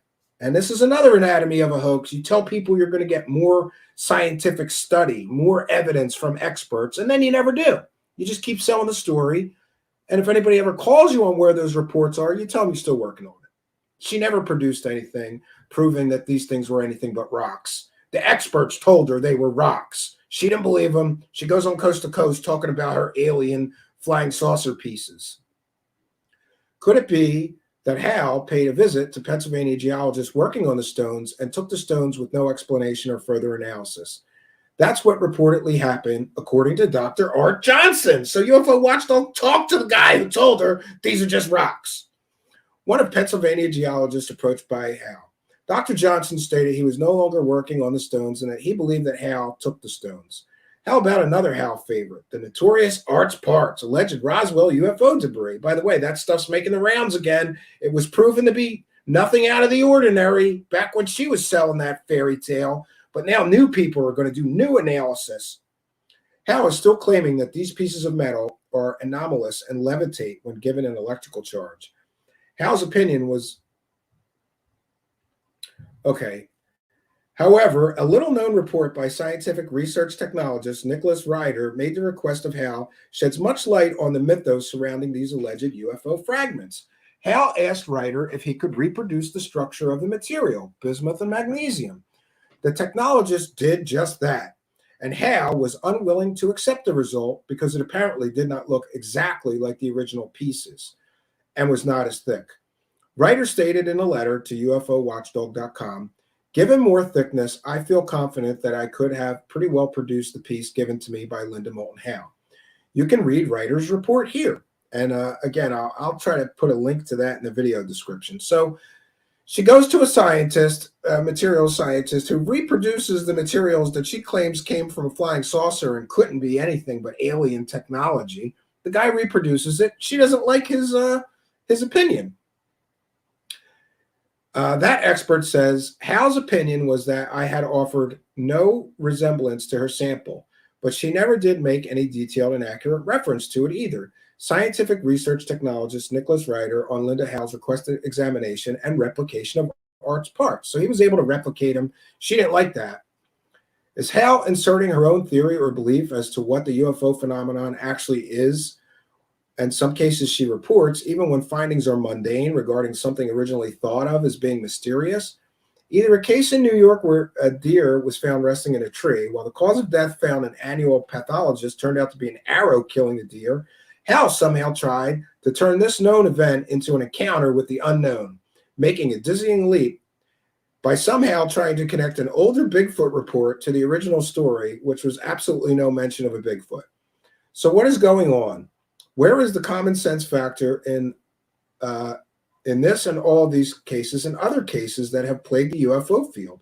Are people weaving their own agenda into these stories, or are these reported cases of bad investigation? Yeah, and I definitely think this is cases of bad investigation and not doing the least little bit of work, right? And the death of common sense and true investigation begins when people accept any sensational UFO claim based on nothing more than a story, flimsy evidence, and someone's sincerity. We see more and more investigators doing this in spite of all the evidence to the contrary. Those in the UFO field are not the only ones guilty of such egregious violations. The skeptics also have more than their fair share of flim-flam cases and explanations for dismissing anything that dares to creep out of a tight-knit box. When we see these investigators come forward with a UFO case, hype it up, make the media rounds, and by the way, make the money on that story. And he goes on to say, present a case of astonishing or as the smoking gun, but they have yet to fully investigate it. We later see the case fall apart after someone picks up the pieces of a disjointed investigation, and the completed puzzle reveals a case full of lies, inconsistencies, innuendos, and complete lack of evidence. Of course, when this happens, the modus operandi of the original investigator is usually one of the following. And here's where me and UFO Watchdog agree. This is a lot like my how to run a UFO hoax step-by-step guide. This is what he says the hoaxers do. Lay low until the furor blows over and resurface with new sensationalistic case. Yeah, we've seen Wilcock and we've seen Linda Moulton Howe do this. That's what they do. Lay low until the furor blows over and resurface with new sensationalistic case. 2, act as though nothing ever happened and ignore all inquiries. 3, cry cover up or blame it on an agenda of jealousy by others in the field. 4, play victim and then claim credit for exposing the truth. All too often, a UFO case or story is made public, but the investigation is not complete and the public is left with an initial story, an investigator throwing their name around, and little more. The public is left with promises of further scientific analysis on alleged evidence and follow-up reports to be issued. How many times have we heard this only to hear nothing ever again? Too many times. In the cases of Dan Burrish and Dr. Reed, the tales continue to be woven without a more thorough check by those making the most noise about the cases. Instead of investing common sense to look into the background of the story, those enamored with the story get caught up in the foreground and claim the story is far too complex. Common sense, yes, common sense is still applicable to the uncommon and the complex. This is about investigation, not need. However, I've found all too often that the need to believe is the most powerful and dangerous factor in this field. The need to believe, where a desire and willingness to believe in and or promote something is placed ahead of common sense judgment and investigation of the facts. When we begin doing this and not asking or attempting to answer hard questions or hold people accountable, this is when we start to become part of the problem and not part of the solution. This is when we actively engage in spreading disinformation. That hot button word, UFO and conspiracy buffs have associated with evil cabals and propaganda machines aimed at silencing another overused catch-all, the truth. And he ends with a quote, "They told me I was gullible and I believed them." So there we have it, friends. That's about all I have for you. And again, there's more. There's more articles about all the fake stories that she has been involved in over the years. I could go for another 3 hours here, but I think we've proven our point in that, just because you did good work once doesn't mean you get a pass for 40 years to sell fake garbage. And that's all I was saying with my question. And that's all I was asking. And I was trying to get to the truth behind why she would run with such a flimsy garbage story and double down on it and triple down on it. I said it before and I'll say it again. The purpose of this video and in me asking that question was certainly not to defame her or humiliate her or damage her legacy. I mean, honestly, I don't think she has a legacy. She has a legacy of being involved in fake stories for decades. But I did apologize to Kurt from Theories of Everything because, I knew she was going to get upset at the question that she was being asked. But I never thought that she would lie and act like she didn't know what he was talking about. We can see from her public internet post, this is only a few years ago, and she famously tells everybody that she has a photographic memory. Dodie told me that she does actually have a photographic memory. She can memorize whole pages of things.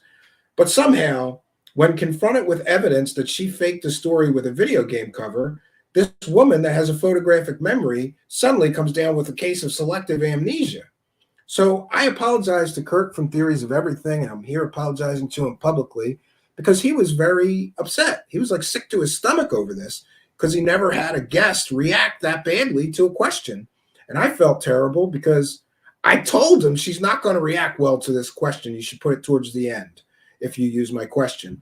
But I also, I knew she was going to react. I told him she's not going to react well to this.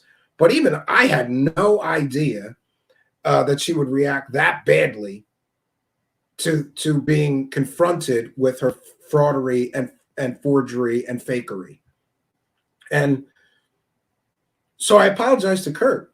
If I had known that it was going to go like that, I would have just said, I'll skip this one, But I had to press the issue because I think that this is a teachable moment, especially for new people entering the field and wanting to be whatever you want to be. Do you want to be a podcast host that talks about these subjects? Do you want to be an investigative journalist? Do you want to, be a researcher? Do you want to be a writer and write about these things? This is a teachable moment. Don't do it like her, because, I'm sorry. It's laughable work. It's not work. She has gotten by selling garbage to people and made millions at it. And, there's people that are doing really good, credible research, really good, deep dive, digging, investigative journalism that don't make a tenth or a fifth of what she makes selling this garbage. And that makes me sad. That makes me absolutely sad. I get it. Controversy sells, fantastical stories sell, but at what cost? I think at the cost of the soul of the seller. It can't be good for you karmically to be stealing money from people selling this fake garbage to true believers. And that is what I believe she does. Her audience are all people that believe all this is real and every story is real and everybody's telling the truth about their stories. Now, I agree with a lot of people that first documentary looked like good work. I have the book. Looked like good work. Like she followed the science. Like she used experts. Like she vetted sources. But we see the same thing with her that we saw with Robert Dean, that we saw with Clifford Stone, that we saw with many of these people. It's called UFO disease.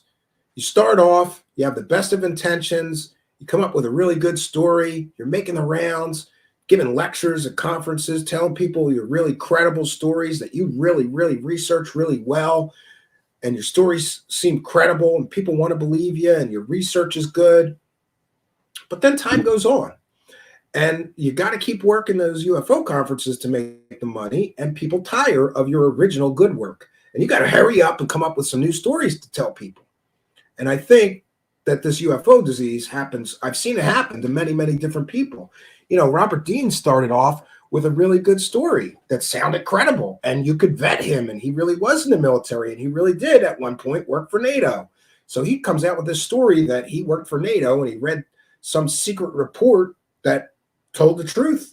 Here's the truth about aliens and what we know about them. They're visiting Earth and all this. Sound like a great story. It was credible. He was very charismatic. He was believable. And his background in military service was real. So I believed him.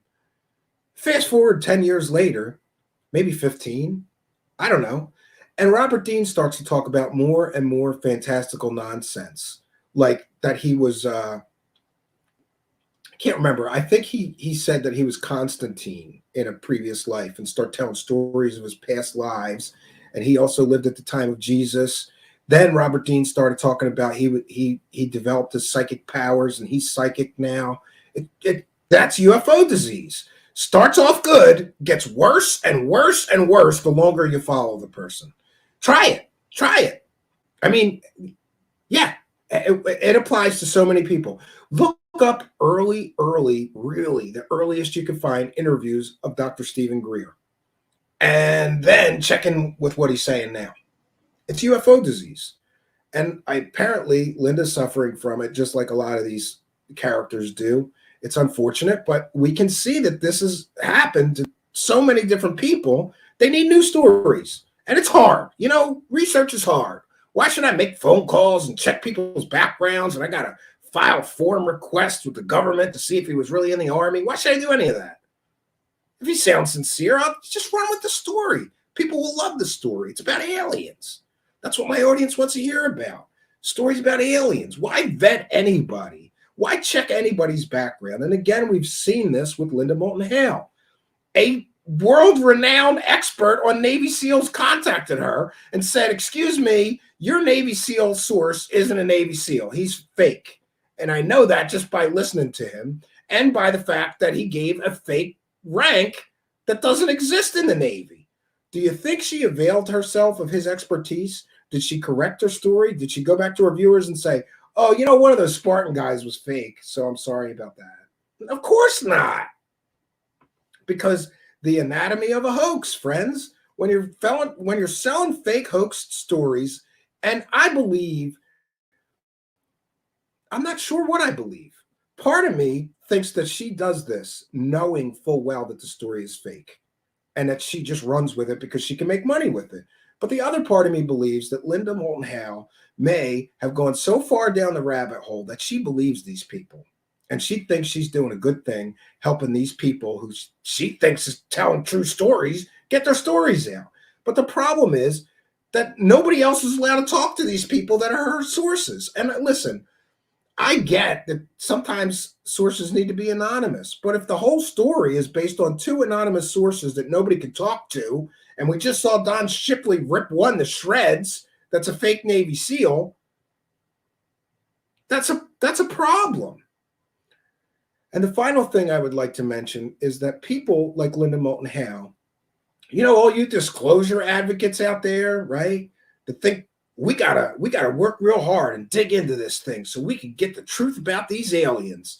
Listen, to all of you disclosure advocates, people like Linda Moulton Howe are everybody's enemy here, because normal people, or let's say academics, right? What if Eric Weinstein started looking into Linda Moulton Howe's stories, right? What if real scientists who may have some interest in this subject start looking into the stories out there and they find Linda Moulton Howe pushing a story so goddamn ridiculous that it's based on a video game cover and nothing else? What if they start looking into these stories and they find Linda Moulton Howe and they see that she's using fake Navy SEALs that are anonymous sources, but even then, a real Navy SEAL can tell that the Navy SEAL she's using as an anonymous source is fake? What if those people look into Linda Moulton Howe and see her pushing this Dan Burris story, and then they look into Dan Burris and find out that guy's education is fake, his work history is fake, and everything about that guy Dan Burris is fake? Are they really going to want to contribute their time and energy to this subject? Or are they going to say, yeah, this shit's all fake because look at this woman. She's at the top of her game. She's a woman making $5,000 to $10,000 for one conference appearance, one lecture. She's the top of the food chain here, and look at her so-called evidence. It's laughable. It's a joke, her so-called evidence that this is real. She damages the entire subject. And I'm sorry to those people who, she's your hero. You know what? Pick better heroes. Pick heroes who don't lie to people to make money from true believers, stupid people. And, I don't even say stupid, gullible people or true believers. They believe her. They want to believe that this stuff is real. So when she comes to them with a story about aliens, even if it's based on something as stupid as a video game cover, that's her evidence, they believe it. I get that. And I also get that a lot of people are like, oh, she's such a legend in the field. I'm sorry. Legends in their fields don't use fake evidence to sell stories. And as far as her rant there, where she's telling everybody about all the awards she won, she got a regional Emmy that the whole organization that she was a part of got. It's not like she won an Emmy. She says Emmy award winning. No, You didn't win an Emmy. The news organization you were part of won a regional Emmy, not quite an Emmy for Linda Moulton Howe. And I don't know, what was the other one? I guess she has a Peabody for something. And that's the only awards that I could find for her. And someone else commented on Twitter that the rest of her awards were all from UFO organizations or people or conferences that she chose to work with. So sorry, not impressed.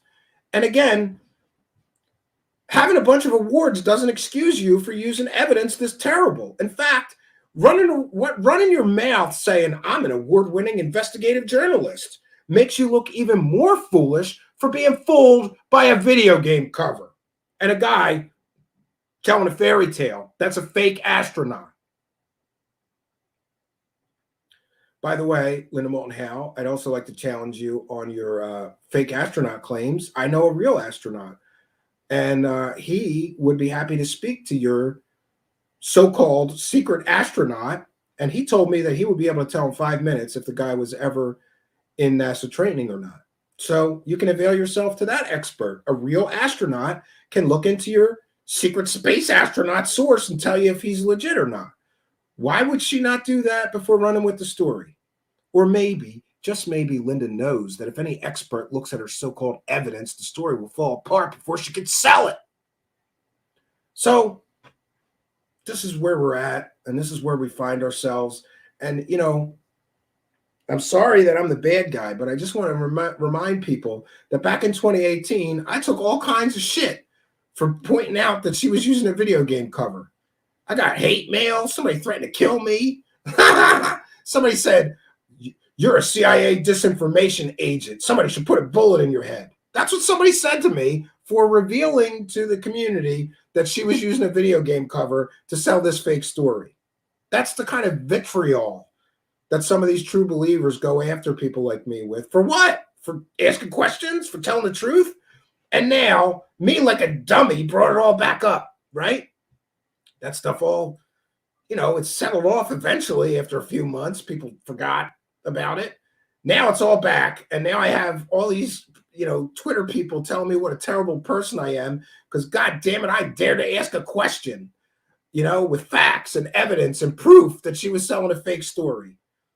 And people are attacking me saying, well, she retracted that. But now we've heard the likely reason that she did finally post that retraction. And I believe it was due to my emails saying, hey, Linda, you might want to be careful here. And again, it wasn't a threat. It was an observation that this may be considered consumer fraud by an outside agency looking into what you're doing. This might be considered theft by deception. Suddenly, she's got a retraction the next day.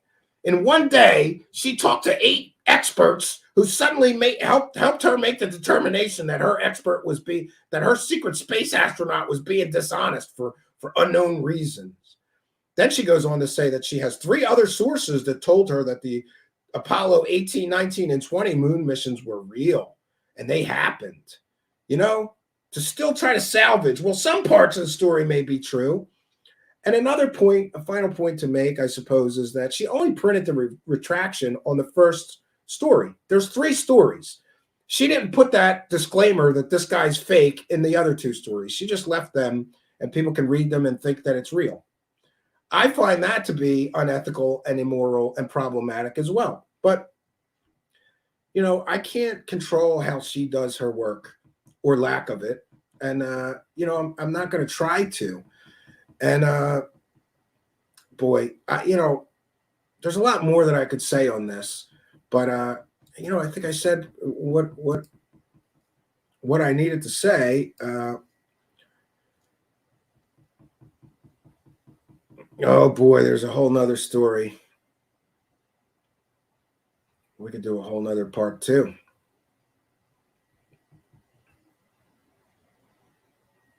One second, friends.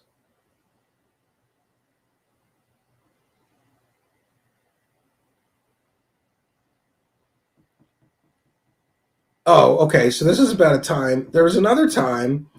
I'm going to share this. We'll do one more story on Linda Moulton Howe being gullible and not vetting anybody because this is too good not to share. And again, this comes from UFO Watchdog. One second. Let me Here we go. So this is a post. Okay, this is one for the books right here. Linda Moulton Howe received an anonymous letter at the New Age convention, allegedly from a former CIA agent, claiming that he had been in a highly classified department dealing with extraterrestrials and something called Element 12. Watch the video below where Hal talks about the note. Oh wait, we gotta do that. So bear with me because I didn't share the audio. We'll share it one more time, and I'm citing. Wait a minute, I got to put up the fair use banner one more time because people loved it. This is fair use. This is a transformative work. We are educating the public about Linda Moulton Howe getting duped by somebody who claimed to be a CIA agent when they were not. She ran with that story.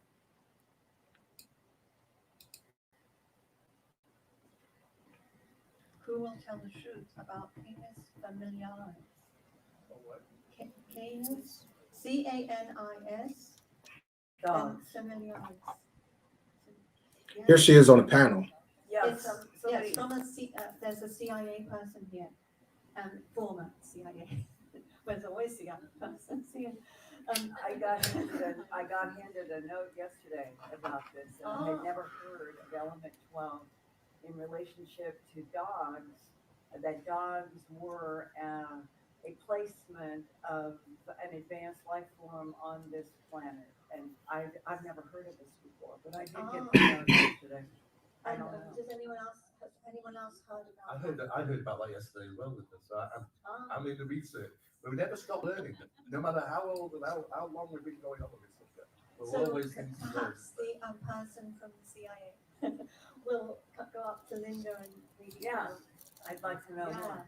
That would be My great. question is that connected to all the dog man sightings that are going on now? Dogman. No, I don't think they want. So somebody gave Linda Moulton Howe a note claiming that they were a CIA agent and they worked on a secret program with aliens and Element 12, and that had something to do with dogs. I don't know. Say who they are. But could I add something that's really interesting, and I'd love to know if anybody in the audience has had this experience.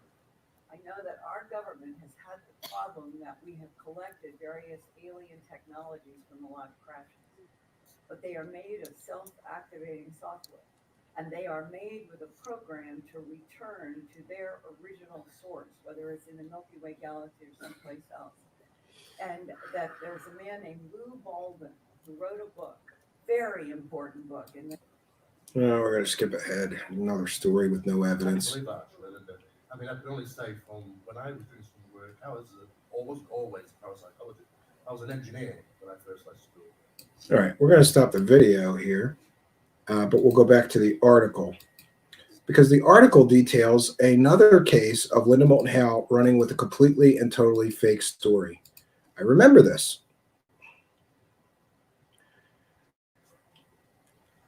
Linda Moulton Howe received an anonymous letter at a New Age convention. One second. Let me make this bigger, friends. You have to bear with me. Pardon me. I am visually impaired, so we'll make it real big.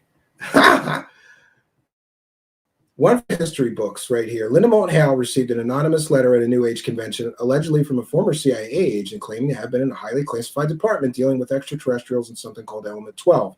Watch the video where she talks about the note. But this time we know the identity of the alleged former CIA agent. It's Carrie Poppy of Oh No, Ross and Carrie, the podcast, from their Facebook page. Oh No, Ross and Carrie is a podcast exploring fringe science, spirituality, and claims of paranormal. Anything that makes a claim about how the world works and differs from the commonly accepted scientific explanation. Ross Blotcher and Carrie Poppy are former Christians who remain fascinated by the variety and expression of belief. And try out there's various claims firsthand, so you don't have to. They report the results, share all the details, try to find the wisdom and the humor, and rate each topic on scientific validity, danger, creepiness, and pocket drain. Oh, and hot drinks. You see, and you can see and hear it here, Poppy and her co-host, Blocker, left with Hal, decided to hang out with the Conscious Life Expo in Los Angeles a few months ago to check out some of the presenters. Poppy decided it was time to test Hal out and wrote a note to Hal that was passed on anonymously through radio host Jimmy Church. The note contained an astoundingly stupid story about the author being a former CIA agent in contact with extraterrestrials and alien dogs. You really do have to listen to the whole podcast for this and way more. During a panel discussion, Howe tells the audience about the contents of the note and states it with a straight face. Little does Howe know the author of the cleverly bogus note is in the audience recording it all happen. Now, some may chalk it up to Howe getting older. The problem is Howe has been doing this sort of stuff for years.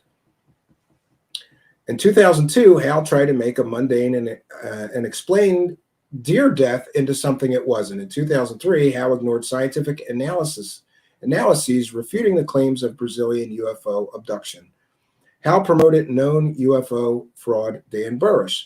The list of all the nonsense Howe has spewed is endless. Let's not even get into the whole aliens in the Antarctic dumpster fire Howe started. Yeah, so there we have it. She doesn't check if it's a CIA agent, but she's telling everybody, oh yeah, it's a CIA agent. Yeah, so here's what we're going to do, friends. I'm going to check in with the live chat, and let's get rid of my fair use banner. Just over 2 hours here, and I wanted to wrap it up within 2, but I don't want to ignore the live chat or make sure that we've read all the super chats. So, yeah, here's what we'll do. We will, we're going to take a short musical break. And when we return,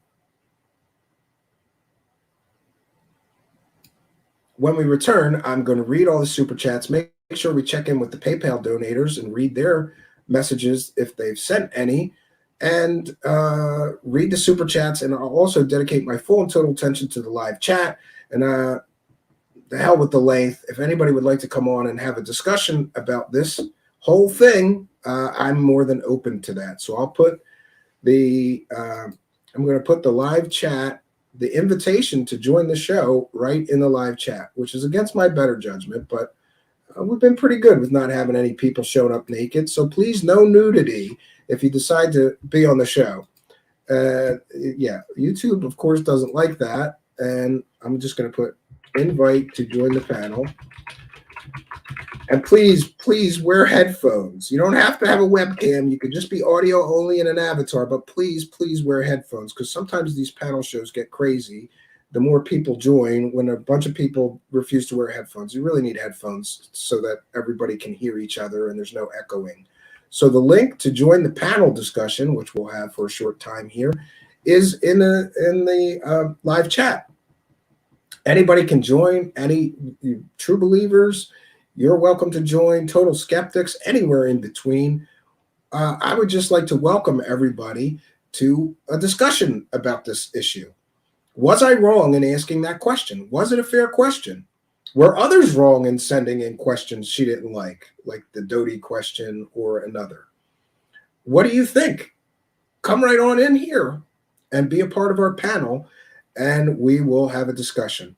So we're going to take a short musical break. When we return, I will dedicate my full and total attention to the live chat. We'll read all the super chats, read all the PayPal donations, and have a discussion with the live chat if nobody wants to join the actual panel. But if people join the actual panel, we'll have a discussion with the panel as well when we return. We'll be right back, friends.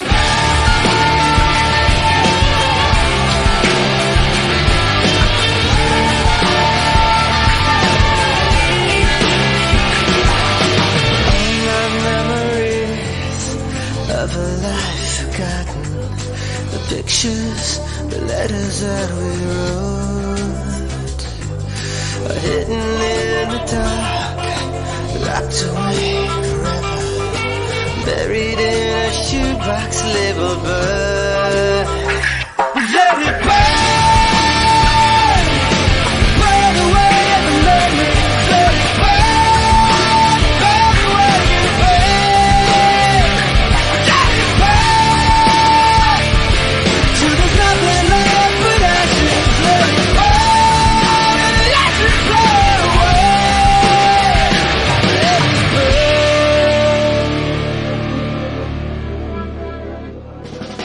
Some nights when it rains, I dig out old pictures and dance with memories. sour nowadays. I wish I could let go, just walk out of this prison, the shrine that I have built around my pain. Let it burn, burn away the memories. Let it burn, burn away the pain. Let it burn, till there's nothing left but ashes. Let it burn, let it blow away. Let it burn, let it burn.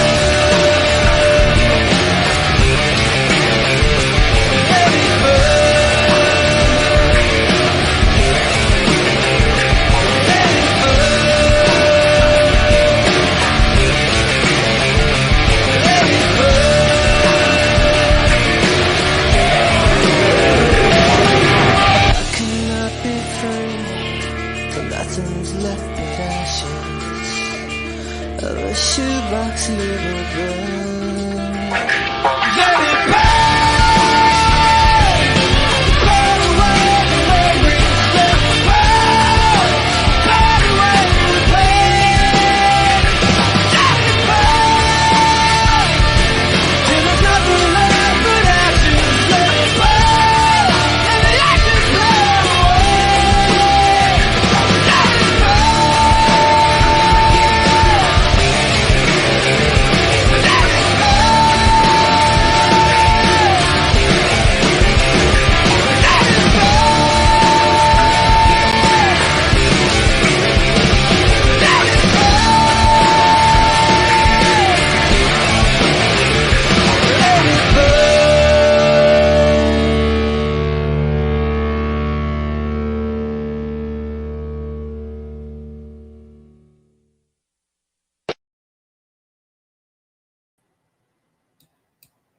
And we are back, friends. And we have some panel members standing by. I'll be with you guys. I am in the green room here. We're getting them all sobered up and ready for their appearances, right? Somebody's giving them coffee so they're not too drunk to, have a talk. No. I don't think this is going to be one of those panels. They look pretty sober back there. I think everybody's pretty sober and lucid. So we should do okay. I'm going to take a quick moment to check in with the PayPal donations. I want to remind you this is a viewer-supported show. There's instructions. During the live broadcasts, you can send us a super chat. It's that money button down there, and we really like those. We read every one and thank every single person for their kindness, their generosity, and their support. But anytime you can send a PayPal donation, but please be sure to add a note when you send that PayPal donation. The link to do that is in the description of the video. Add a note. Give us your chat room user ID and any message you want to shout out. I want to thank Mikey for a kind and generous $2 PayPal donation. Thank you for your kindness, your generosity, and your support. We also want to thank Jennifer for a kind and generous PayPal donation, who says, thank you for the work that you do exposing all of the frauds. I used to believe many of them. Thanks for helping me wake up. Hey, I'm glad that I can help anybody. And remember, I once believed all these people were telling the truth. I swear. I used to think that if somebody stood up at a conference and said that their source was a Navy SEAL, they really had a Navy SEAL source. I didn't dig deeper. But when you do dig deeper, you quickly begin to realize that people are not honest with their sources. People are just making up fake sources, or they're using sources that they have not vetted and don't know are really, in the military, or that their backgrounds are real, or, whatever. I'm going to quickly read off the super chats and then we'll get to the panel and the live chat. So just bear with me one moment. Okay, so we have Spooky with a kind and generous $2. Stop doing that, Spooky, well, maybe not. Spooky, why don't you send a lot more? Because I'll just give it back to you when I pay you on, the beginning of the month, when I try to pay her. Calling what I do for Spooky pay is a stretch, trying to give her a couple bucks, but it's, says, if your source is, bro, trust me, GTFO. I agree with you. And Lord Ludicrous Plaid, again, asking the Serpo question. We answered that. Moonlicked with a kind and generous 555 says, Steven, should the UFO community ask her for the keys to the car, or should we elect representatives to run her business? And finally, Patrick Sheehan with a kind and generous 999 says, Linda has sleepwalked through her job in the last several decades. I agree 100%. So we're going to get our panel members in here. We'll start off with our contributor, Kari. Good to see you. If you notice, my X-Files poster is upside down because ufology is in distress. I'm here to save the day. Listen, okay. me and Kari talked about this off air. Did you think this was going to be this big of a flap and blow up like this? It's crazy. Honestly, no. I didn't think it was going to blow up into what it has. It's like we dropped a bomb on this whole thing, right? It felt that way. Hey, when the question's good, the question's good. Yeah, you know? And I mean, it's amazing. It's amazing to me that one question from me caused her to crumble like that. Right. And this may give us some insight into why some of these UFO celebrities won't come here. And I have to stress, we are super respectful to anybody that volunteers their time and comes here as a guest. We will be respectful. We might ask you hard questions like that one, but we'll do it in a spirit of respect and cooperation. And let's learn more about you and everything. And Space Cow, the kind of generous 699, says here for spooky. I know everybody comes here for spooky. And we have Tim Elf is here. Good to see you, Tim. It's actually Tim F. I'm sorry. Hey, yeah, sorry. Archaic Revival in the chat is confused about Kari and Spooky. They are the same. Hello. And we have Lord Ludicrous Plaid is also here with us. Good to see you, Lord Plaid. Hey, man. Yeah, man. What's welcome, up? my dude. Welcome. Yeah, welcome. Good So to any see questions you. or comments for the panel, put them in the live chat. We'll try to get to some questions as well. Put them in all capital letters so that we can address them. So Tim F., what did you think of this whole drama-rama? Like this thing blew up. Like, what did you think of this? Dude, I've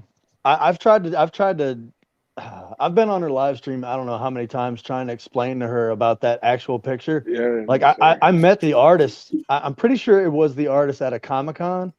Because he had the picture in the back. I just talked to him recently, and boy, was he had a chuckle about her selling a story based on his image. And he swore to me, he's like, listen, no CIA, nobody gave us that image. I drew it with my own two hands. It was digitally created, but I drew it on a pad with artwork software, whatever. He told me the software he used and everything. I have an email from him, but he had he had a big chuckle about the fact that she's claiming the CIA gave it to the video game company somehow to discredit her and her alien story. He had a big chuckle. He could, and then he said she owes me some money. Or she owes Midway some money because that's a copyrighted image. She had no right to sell that image at all. That's illegal. It's their copyrighted trademark material. Yeah, like I was saying, I'm pretty sure that was the same guy. I was talking to him at a Comic-Con, and like weeks and weeks later, she does that she puts out this little thing on YouTube. Like it was just like a teaser picture of it, and I'm looking at it. I'm like, website. Yeah, I'm looking at it and I'm like, wait a minute, I've seen this before. Yeah, most of us have played that game. Yep. Yeah, you didn't know that the younger folks would have played that game, right? Yeah, and then during her broadcast when she starts throwing it out there, I'm like, yo, that's from Area 51. I met that dude. And then I kept spamming it in the chat, like, that's bullshit. Like, what are you doing? And eventually I got kicked from it. They like straight up kicked me out of the chat and everything. I come back to the next one and I keep on spouting the same thing. Like that picture is not real. Like it's a digital picture for a video game. It was licensed for a video game. Mm-hmm. And literally kicked off. That artist worked. It wasn't licensed. That artist worked on salary, and anything that he created, Midway owned. So even he doesn't own the image. Midway still owns the image. But and who owns Midway now? I don't know. Somebody this because they kind of went defunct in like 2007. I think Activision bought them. Okay. Yeah, but do you guys really want to take away her retirement like that? I mean, she's worth over $4 million.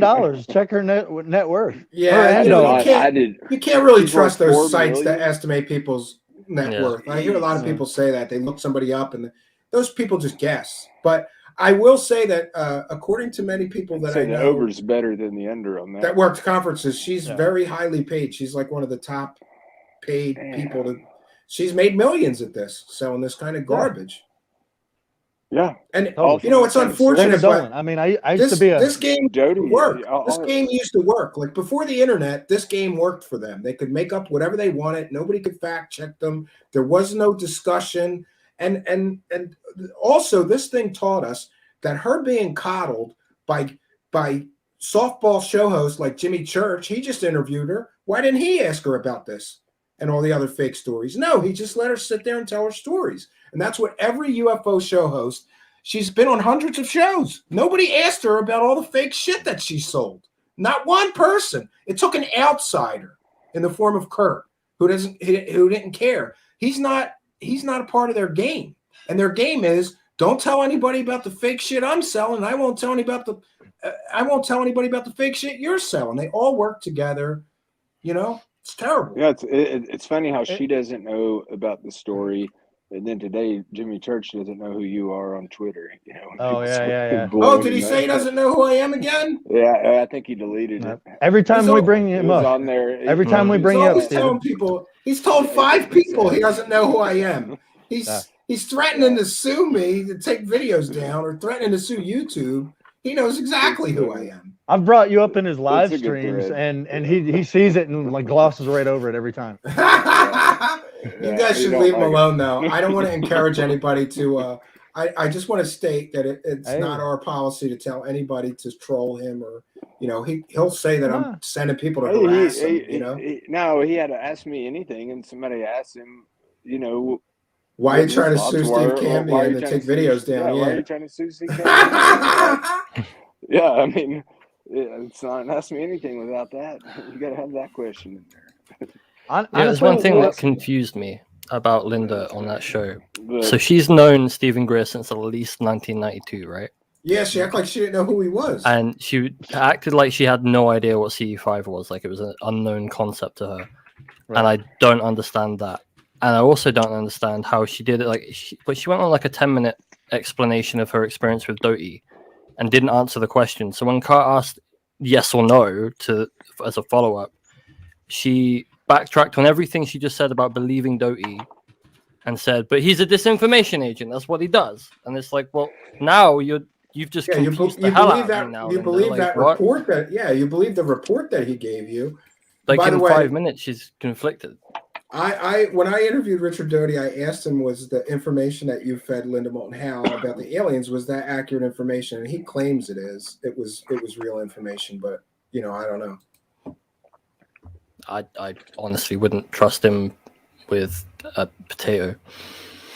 Anytime somebody tries to call her out on any of this crap, she gets trapped in a box and it looks exactly like she did during Mirage Men when they start talking to her, and she gets all, I'm an editor and blah blah blah, like goes through the whole credentials thing.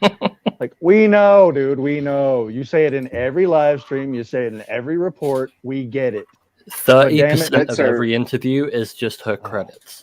Yeah, that's her. I've heard her tell that Doty story about that briefing that she read like 100 times at least.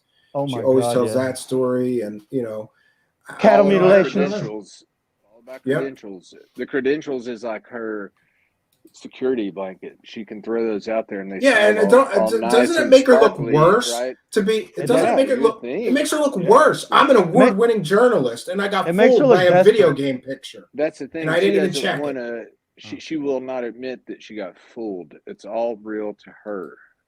Yeah, I believe that she's a true believer. I think she went too far down a rabbit hole. Yeah, she's emotionally attached to it. She's beyond emotional bias. She's emotionally attached. I just decided space hackers are real. She thinks that there's, Putin's putting a moon base on Mars. I mean, or whatever, a moon base on Moon. It's some of her stuff gets out there.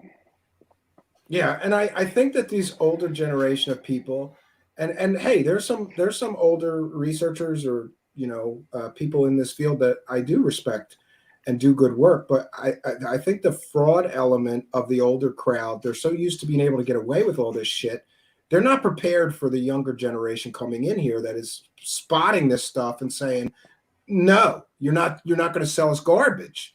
They've been selling garbage for so long. That's all they know how to do.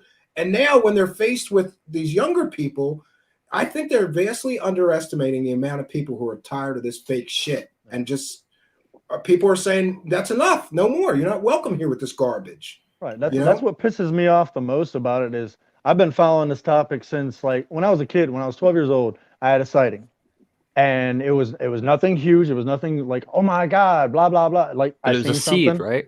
It was a seed. And I've been obsessed ever since. And I followed down the rabbit hole with everybody else, believed all the fucking idiots out there. Sorry. Anyways, believed all the what's the F-bombs? Right. Believed all the idiots out there. And then eventually like came to my senses, was like, okay, that's BS. Okay, that's BS. Okay, that's BS. Like, why can't we just like why can't people just get to what it is? Like, of course, nobody knows what the hell it is. Nobody knows. I don't care who you are. Nobody knows. Yes, they're real. We get that. We understand that. You don't have to drive that down our throat anymore. But quit with all the fantastic crap. It's fantastic enough as it is. Right. Yeah, Like, but you know what I think is that I think some of these researchers or so-called journalists, they get frustrated because they've been chasing this rabbit hole, running down this rabbit hole for decades, and they still haven't gotten to the smoking gun proof. So they just start accepting anything to justify why they've been. I question myself sometimes. I'm like, man, I've been digging into this stuff for like since I was a kid. Yeah. Like, what if I had all that time back to do something else with? Was it really worth it to me? So imagine somebody that's been doing it 50 years, right? Yeah. Like, we have Bob Berkins is here. Welcome, Bob Berkins. Oh, welcome. I get it now. All right. Hello, everybody. I mean, that happens. Hey, Bob, what's up, man? Welcome. I know that happens. You get invested into a single case, and then you find out it's not what you think it is, and you're out of money versus maybe changing a few details, and then all of a sudden having a story that is going to make you money back that you're out and lead you on to possible other stories.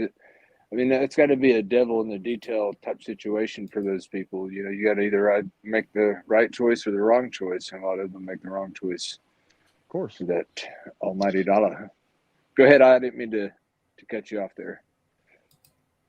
No, it's quite all right. It gets kind of difficult when there's so many people. But yeah, let's try to keep one at a time.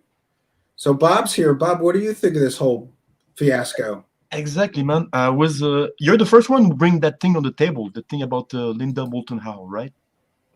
To the best of my knowledge, I was the first person to publicly publish that video game cover and say, hey, guys, relax. This is a video game cover. Because people were getting excited over the story when she first came out with it. And then I emailed her this. And then your thing went to theories of everything. And then my question went to them, and then it turned into this big fiasco. My position is like I think it takes balls, man, because that girl is like in the field for a long time, and we're kind of stuck with two positions. You respect the woman, or you have to disclose the lie. And for that, that's why I just gonna be here like a few minutes, but that's where I stand. I think that was very important that you did that, actually, that both of you thank you. I appreciate it. Not to trap her, but sometimes you have to face fact. You can't. Yeah, I believe that the truth is worth having, even if it's ugly. Even if it's ugly, I want the truth. I don't want a fairy tale. I don't want to believe this. I'm here for facts, not for her opinions. Yeah. Anyway, so that's what I was just to try to. Hey, welcome. Where are you from, Bob? I'm from Quebec, actually. Yeah. I had a feeling. French, but French Canadian, even better. Exactly. Well, thank you, my friend from the north, for being here and joining our panel for the first time. Don't be a stranger, and thanks for being in our audience. We appreciate you being here, buddy. No problem. I've always winner. I have to go, so I'm gonna leave you guys. So have a great time. Great, thank you. Take care, everybody.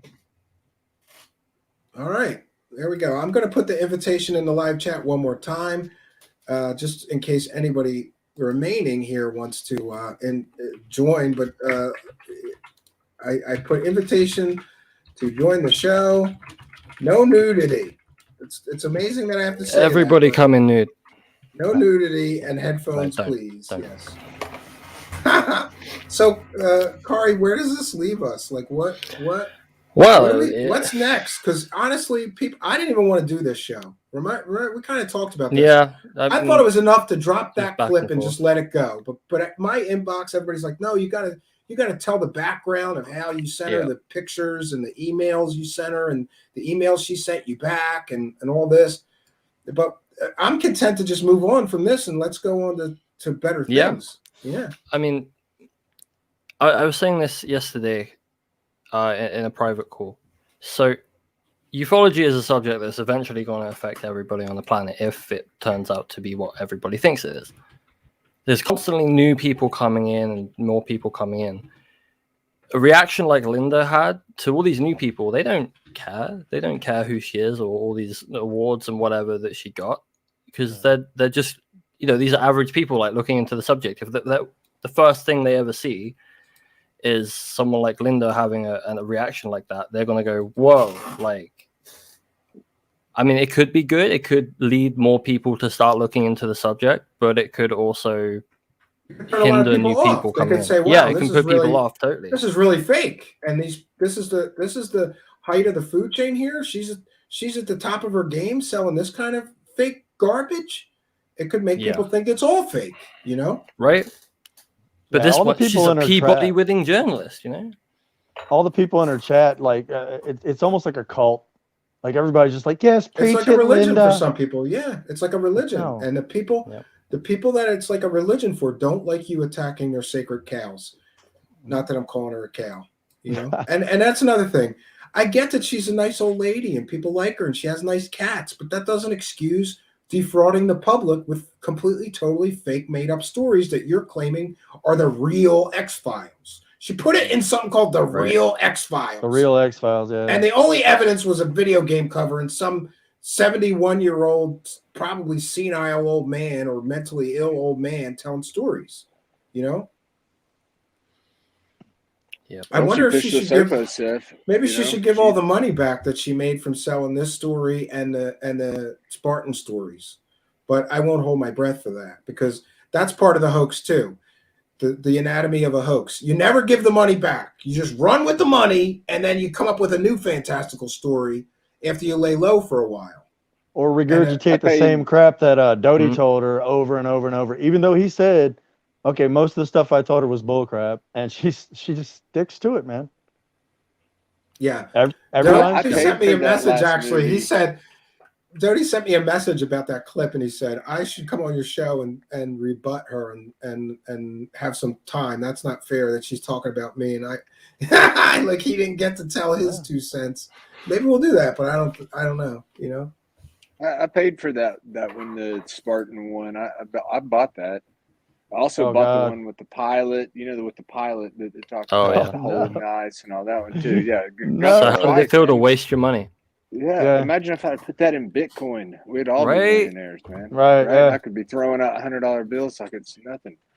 So I'm a little upset about that, but no, but yeah, it's crazy. She goes, and then the Serpo stuff, it seems like all of her sources come from Doty, or he maybe introduced her to people and then she claimed that those were sources. Or her sources are anonymous, and I thought it was amazing that Don Shipley caught that her anonymous SEAL couldn't be a real Navy SEAL because he gave a completely, totally wrong rank that doesn't even exist in the Navy. That's how little she checks. He gave her the wrong rank for a Navy person, a rank that only exists in the Army and the Marines. It doesn't exist in the Navy. And certainly no Navy SEAL is that rank. And she still ran with the story, Would it be fair to say that she uses her name as a seal of credibility more than she uses it as an investigative journalist? When you add up all these fake stories. Well, it's this perception, right, that she has this air of credibility. So people will come to her with a story and she'll go, oh, I'll slap my name on it. Give me 30%, I'll slap my name on it. Anonymous Rex with a kind and generous $4.99 super chat says, very disappointed to see her run from hard questions. I wonder how she would react to someone evading her in-depth questions. That's a fair point. And thank you for your kindness, your generosity, and your support of the show, Anonymous Rex. Much appreciated. Praise the cash, friends. No, I agree with you. I think you get to buy the seal of LMH, whatever it is. I think you get to buy it, like you said. it's whatever story. Yeah, I mean, it's unfortunate. She can but put her stamp on it, and then I mean, it's what it seems like. It's just there's a lot out there. She's done a lot.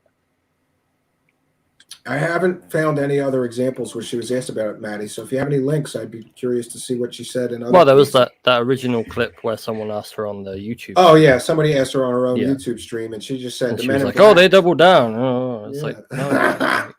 Oh no. It was so hard to edit that today. Yeah, It was- but spooky. Kari and I both had problems with our video editors today. Right. It took me hours longer to get that Shipley video done because my thing would go to the end of the render and stop, and it did that 5 Right. times in a row. Stupid Windows updates. I had to render out 3 times, and every time it cut off the last 5 seconds of my video. As All right, well. I'm That's going why it back went to- black at the end, because it just. I'm going back to a Linux box. I don't care. I don't care what I miss. I'm not going to miss anything. I think it was Susan Go. I think she's Yeah. watching. What did you think of the interview up until the meltdown part on with Kurt? No until offense the to end. Kurt, but I've heard that interview like 20 times from Linda, so I felt the same way. Also, a million times. Yeah. Yeah. Yeah, I was just for, curious for, how- for all but the up last until 20 that- minutes, we've all heard those stories Right. 100 times Right. before. There's nothing new there. It seemed like she had it like it was 4 stories that she had that she was on play with. You know, that she was going back and forth through. It was like, yeah, it was like her greatest hits. Like, here's the Antarctica story. That's here's all the they Bodhi are. Story. Yeah. Greatest hits. That's a good. And one. I never, somebody's got to explain to me when she says Homo sapien sapien, what is she saying? Because it's not Homo sapien sapien, it's Homo sapien. Why does she always say the sapien twice? I never understood that. But you know, I'm not an anthropologist, so I don't know. Oh, she's not obviously a zoologist or anything either. She was struggling with that kangaroo situation. Quote unquote. That's what kills me every time. Quote unquote. Quote unquote. Yeah, when I did the character of her, that's how I sold it. Quote, blah, blah, blah, blah, blah, unquote, quote, blah, blah, blah, blah, unquote. Yeah. It'd be interesting to see if she's going to comment on this going forward, or if I believe that she's I going bet to she just ignores it. sweep it under the rug and keep going with another new fake story. Yeah, and maybe we'll She'll cover call her new them fake netters. stories, right? I think we should. I mean, it's Post-destruction media. we don't have to be mean about it, but we can point out untruth without being mean. Like, Post-destruction I don't think media. it's disrespectful to do that. Thank you for Internet. kindness. Look at that $5 super chat and says the same thing I've always been saying. It's a big club and we ain't in it. Laugh out loud, praise the cash. Thank you for I feel kindness like and your it's a support of the big show. club, We and we're appreciate it. stood at the back going, they don't know. Well, I said a You long know? time ago, you know, it's like these people that there's like gatekeepers in this thing, and they try to act like they Yeah. get to decide who gets to do this or not. And we see this in the form of some show hosts get $1 billion amounts of help from the club. We Right. get nothing. Yeah, We get people nothing. We got to do it on with our own. Cards, Yeah, so and people with I lights, decided and like boom mics. I'm not going to ask for my place at the table. I'm just taking it. I don't need your help to do my show. Right. These other weaklings need the help of these UFO celebrities. They need to lick the UFO celebrities' assholes. I don't need to do that. And another point to make, another show host said that, you know, I'm rude and obnoxious and that turns people off. Like, I have no filter left. And I'm sorry about that, but I don't have any patience left for these scammers. And there's no rule that says I have to be nice to people who are scamming people. Why should I be nice to people who are stealing money from people, including some of my friends? I get emails all the time. Oh, I signed up for Linda's website to see that picture, and she got me for $55 or something. You know, I have no. Tonight I was as cordial and fair with her as I could be, but I don't have to be nice to her. She's scamming people. Right. You know, am I supposed to be nice to somebody that like steals from me or steals from my family or steals from my friends? Why would I be nice to them? They're thieves. No, everybody that in this field that does that, they just need to be called out. Period. Yep. Just no matter what. 100%. I mean, you don't, like you said, you don't have to be an ass about it, but I'm going to try. Look, if you're going to gonna be peddle more the bull crap, diplomatic. like- I'm trying to be nicer. I'm trying to yell and scream less because I get it. It's kind of funny when I pop off, but some people don't like it and they say I shouldn't do that. Be more respectful and be more. I had a real journalist watch my show a lot and say, you're really good at this, but you got to be more professional. You can't yell and scream. It's, you know, and I get it. I'm trying to improve. I said I'm going to try to be kinder, gentler, and more diplomatic. And then this happened. You got to have an Alex Jones moment every once in a while, dude. Yeah. Turn the freaking frogs gay. Right? Yeah. I will share that. I will share that link to join the panel one last time if anybody would like to come in. But we're going to be wrapping things up shortly here because I didn't think we were going to go this long, right? But it's been an information-packed show. It's been very, very jam-packed. And by the way, I think we're presenting a lot of data tonight. You know, a lot of data points proving that we're not assholes here. She's been involved in all these fake stories. People should know that before they decide to plop down cash to see her at a conference or pay $100. Oh, that's another thing. Linda Moulton Howe is working with convicted fraud felon Billy Carson, who's convicted of fraud. Right. Oh, and the person who runs his company, Elizabeth Hoekstra, was also convicted of bank fraud and money laundering and all these other fraud charges. So she's working for criminals, and she's also working for J3 Films, who is right now profiting and promoting from a kitty porn collector. So when she stands there with a straight face telling everybody she's a credible journalist, I just want to remind her that credible journalists don't work for criminals, a pair of criminals that are fraud felons, and credible journalists would not work for a company that are right now actively promoting and profiting from a convicted kitty porn guy. I'm fairly sure Netflix also still carries that movie. Yeah, they do. Maybe we should tweet It's them still on until there. they take it away. I don't know. Yeah, Oh, come on, they don't care. They did got it with that- other stuff. They got that video with those 12-year-old girls twerking all over town. I mean, they're not going to take down the San Roman Act. Well, they You know should. what I mean? They should. It's a stupid documentary. You know, It's so bad. I funnier- don't know how anybody even believes that for a second. It's funnier to watch that documentary now, knowing that he got convicted for kitty porn right after that came out. Mm-hmm. Jesus, You know? that alien popping up out of the window. I Oh mean, God! Just That was his so reaction. I'm like, how do you believe this? And it was like a mask from eBay, a very common mask from Yeah. eBay. I don't know. Tom Cruise could probably sold it a little better, but There's a comment in the chat that says Linda Moulton Howe is Rich Giordano's mother. If you all didn't know, I don't know. That feels pretty tinfoil, but needs more investigation, I think. Oh, I gotta say something about that. So I post this video of Rich from GoofOn having a rant, getting pissed off because we kind of scooped him with this Area 503's documentary story. We're fine. I was just busting his balls because this is what happened. I swear to God, somebody said, listen to Rich, he's busting your balls. And I happened to be listening to that piece of orchestral music. So I go to listen to Rich and I go, wow, that's weird. It like syncs up to what he's bitching about. So I thought it was funny and I put it together. We're fine. You know, he's still I listened to it on the arguing train with me yesterday. that It was S4 story was real and whatever. Oh, look at that. We have Cal Korff here. You know, I'm going to get a bunch of shit on Twitter for letting you on my show because it's something you may have said 20 years ago. Cal, how long have you been on the ocean? On the ocean? The Your beard is very fishy. Yeah, you look like the Gordon I'm Fisherman. Yeah. No, this is what I'm doing is I'm doing Hillbilly Meyer. So Billy Meyer, yeah. So nice to I see see. you, Cal. Okay. Lord Hi. Luther- Hey, Stephen. Lord Luther Glad here. welcome. Good to see you. And you know, Cal, I'm going to get a bunch of shit from the Good to see you, Twitter Cal. trolls. You know, and Yeah, here, they're already typing away. Like, while Cal is here, I want to make sure everybody understands. First of all, I cannot be held responsible for everything Cal Korff ever said. But what I will say is attack the information and research in his books. Attack his work. They never do. They go to some personal thing or some shit you said 20 years ago. I can't know what he said 20 years ago. But I know that his research and his work is very well sourced, impeccable research. So if anybody has a problem with him, Cal has invited them to come on their show. Don't bitch at me on Twitter because you don't like him. Go on his show and bitch at him, right? Yeah, there's a form now on my website. There's a form on his website. Trolls If you're a welcome. cyber stalker, come on, let's do it. You know, And I want you to know, Stephen, that years ago in Prague, we did a live show for 2 hours, and the host said, "Send in your faxes, everything you have against this guy." Nothing.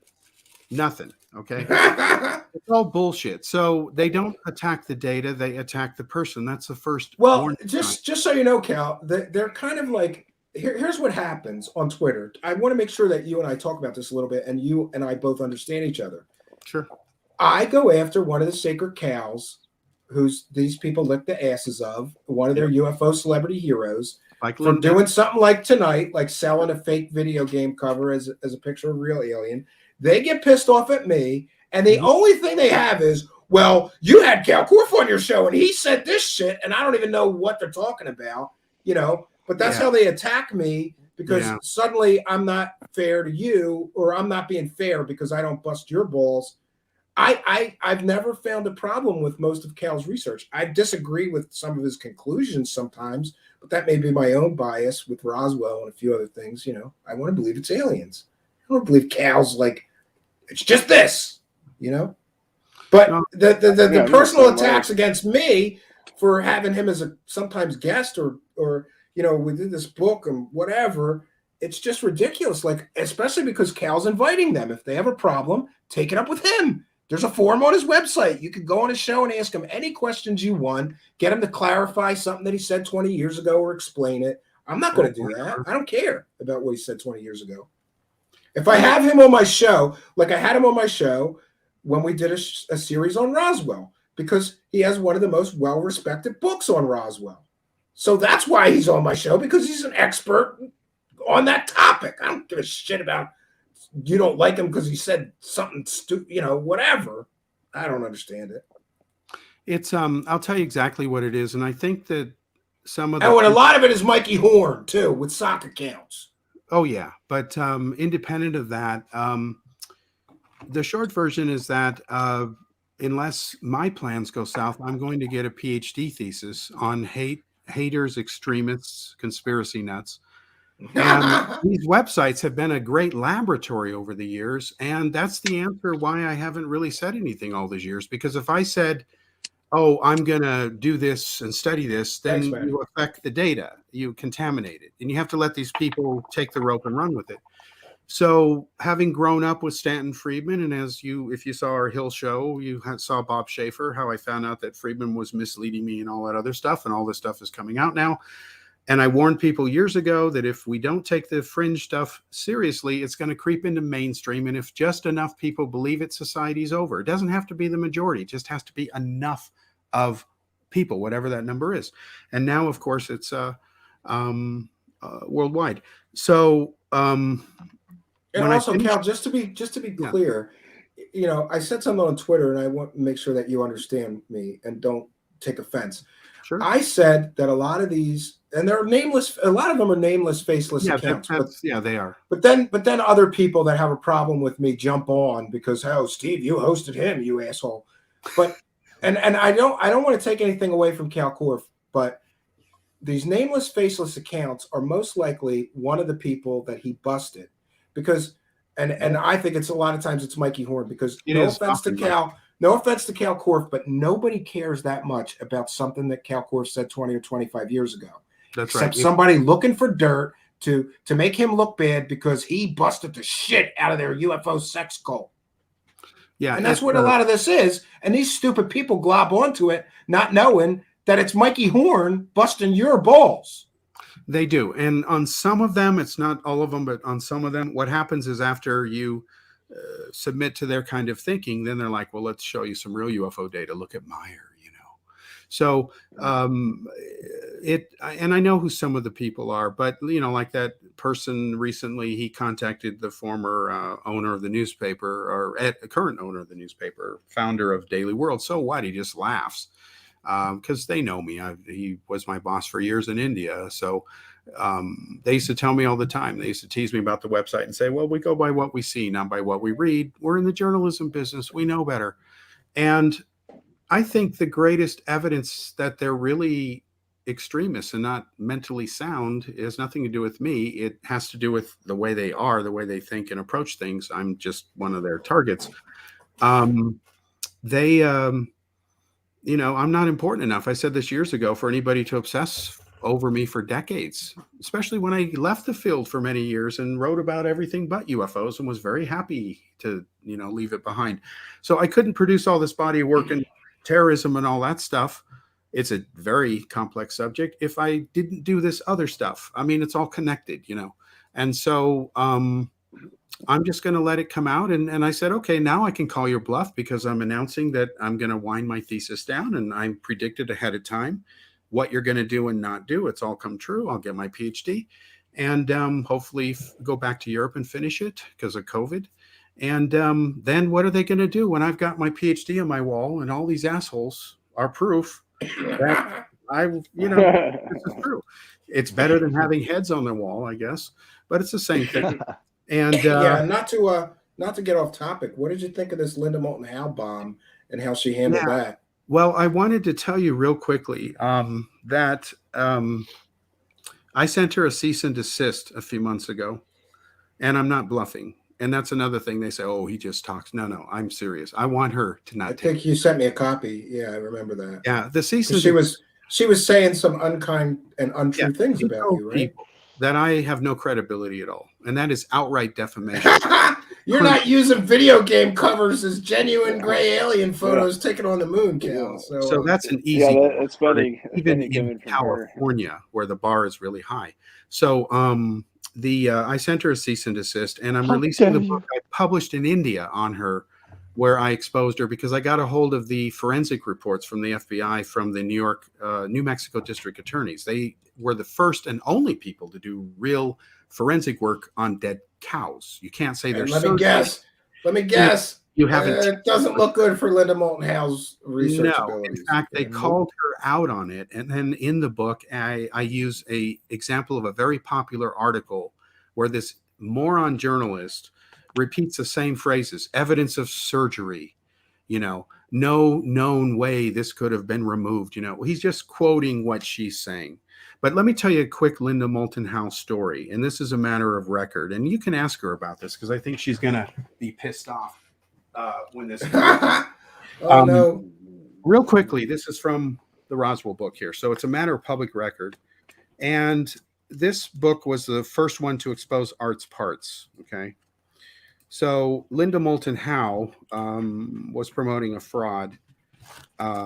You know, with Art's parts. So let me look her up here. Linda Moulton Howe. It's been years since I've opened my own book. Howe.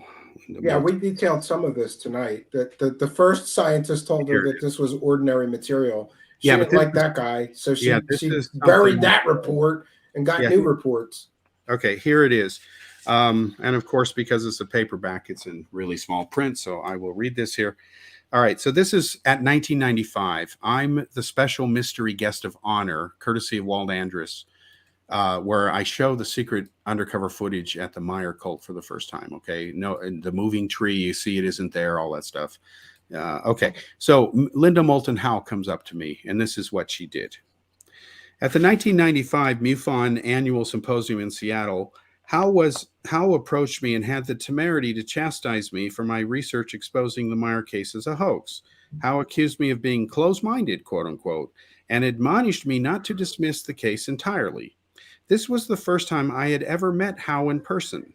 Surprised, I asked Howe if she had ever been to Switzerland or had ever bothered conducting any first-hand investigation of her own into the Meyer case as I had. Howe admitted that she had not. I then asked Howe if she had read my book, Spaceships of the Pleiades, and she replied that she had not. I then asked her how she could comment on my research when she had not bothered reading it. Howe, of course, had no answer. I then assured her that while I have never claimed to have disproven all aspects of the Meyer case, this is impossible for anyone to do. I simply maintain that the so-called evidence offered up by Meyer and his proponents is either grossly misrepresented or fraudulent. Howe did not know quite how to respond, so she advised me to keep an open mind. While I always do, I found the hypocrisy of her advice extremely ironic. So, there you go. For the record, that's an interesting encounter.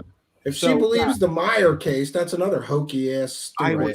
You I know? was shocked because people were warning me about her when I moved up to the Puget Sound area and worked at Boeing and it's New Age La La Land up there. I did book tours, and that's when I heard about her.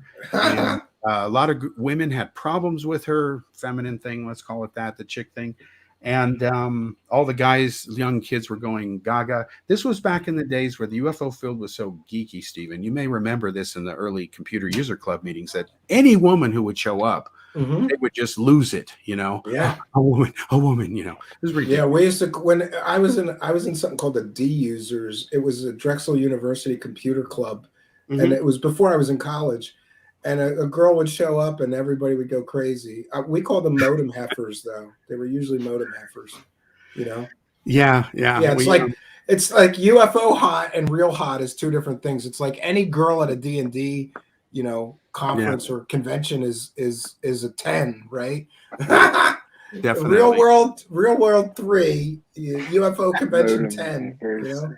Yeah, it was funny, but yeah. So that was my first encounter, my close encounter of the first kind with, you know, Linda. Third kind, I guess it was close, but she was obviously. No, I wish I could. There, you know, so.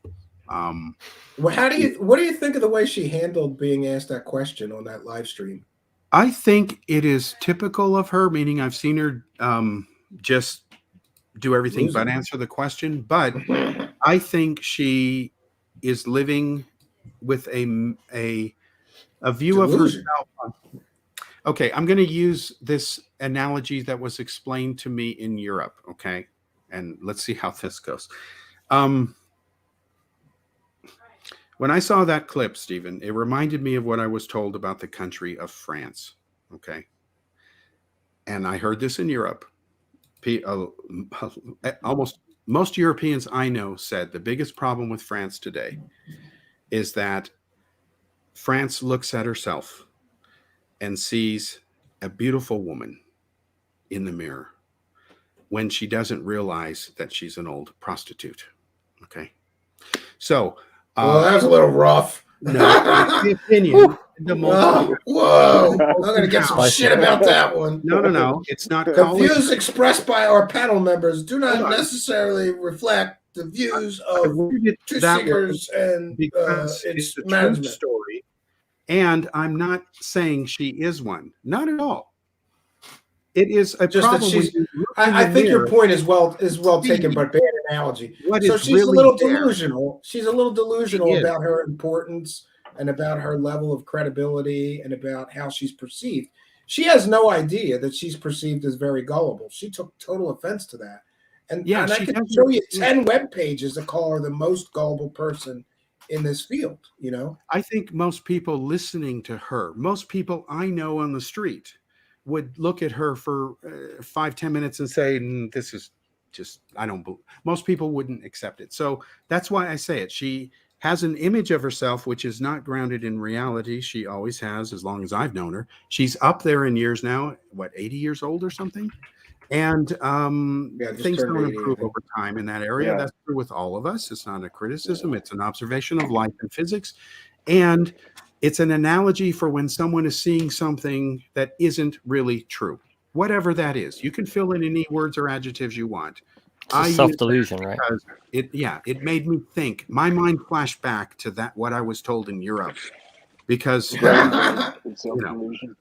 because at that time, and it had to do with conversation, because if you remember in the early days of terrorism, fighting it with George Bush Jr. in there, France vetoed everything, remember? That's because Jacques Chirac, the president, was being bribed by Saddam Hussein.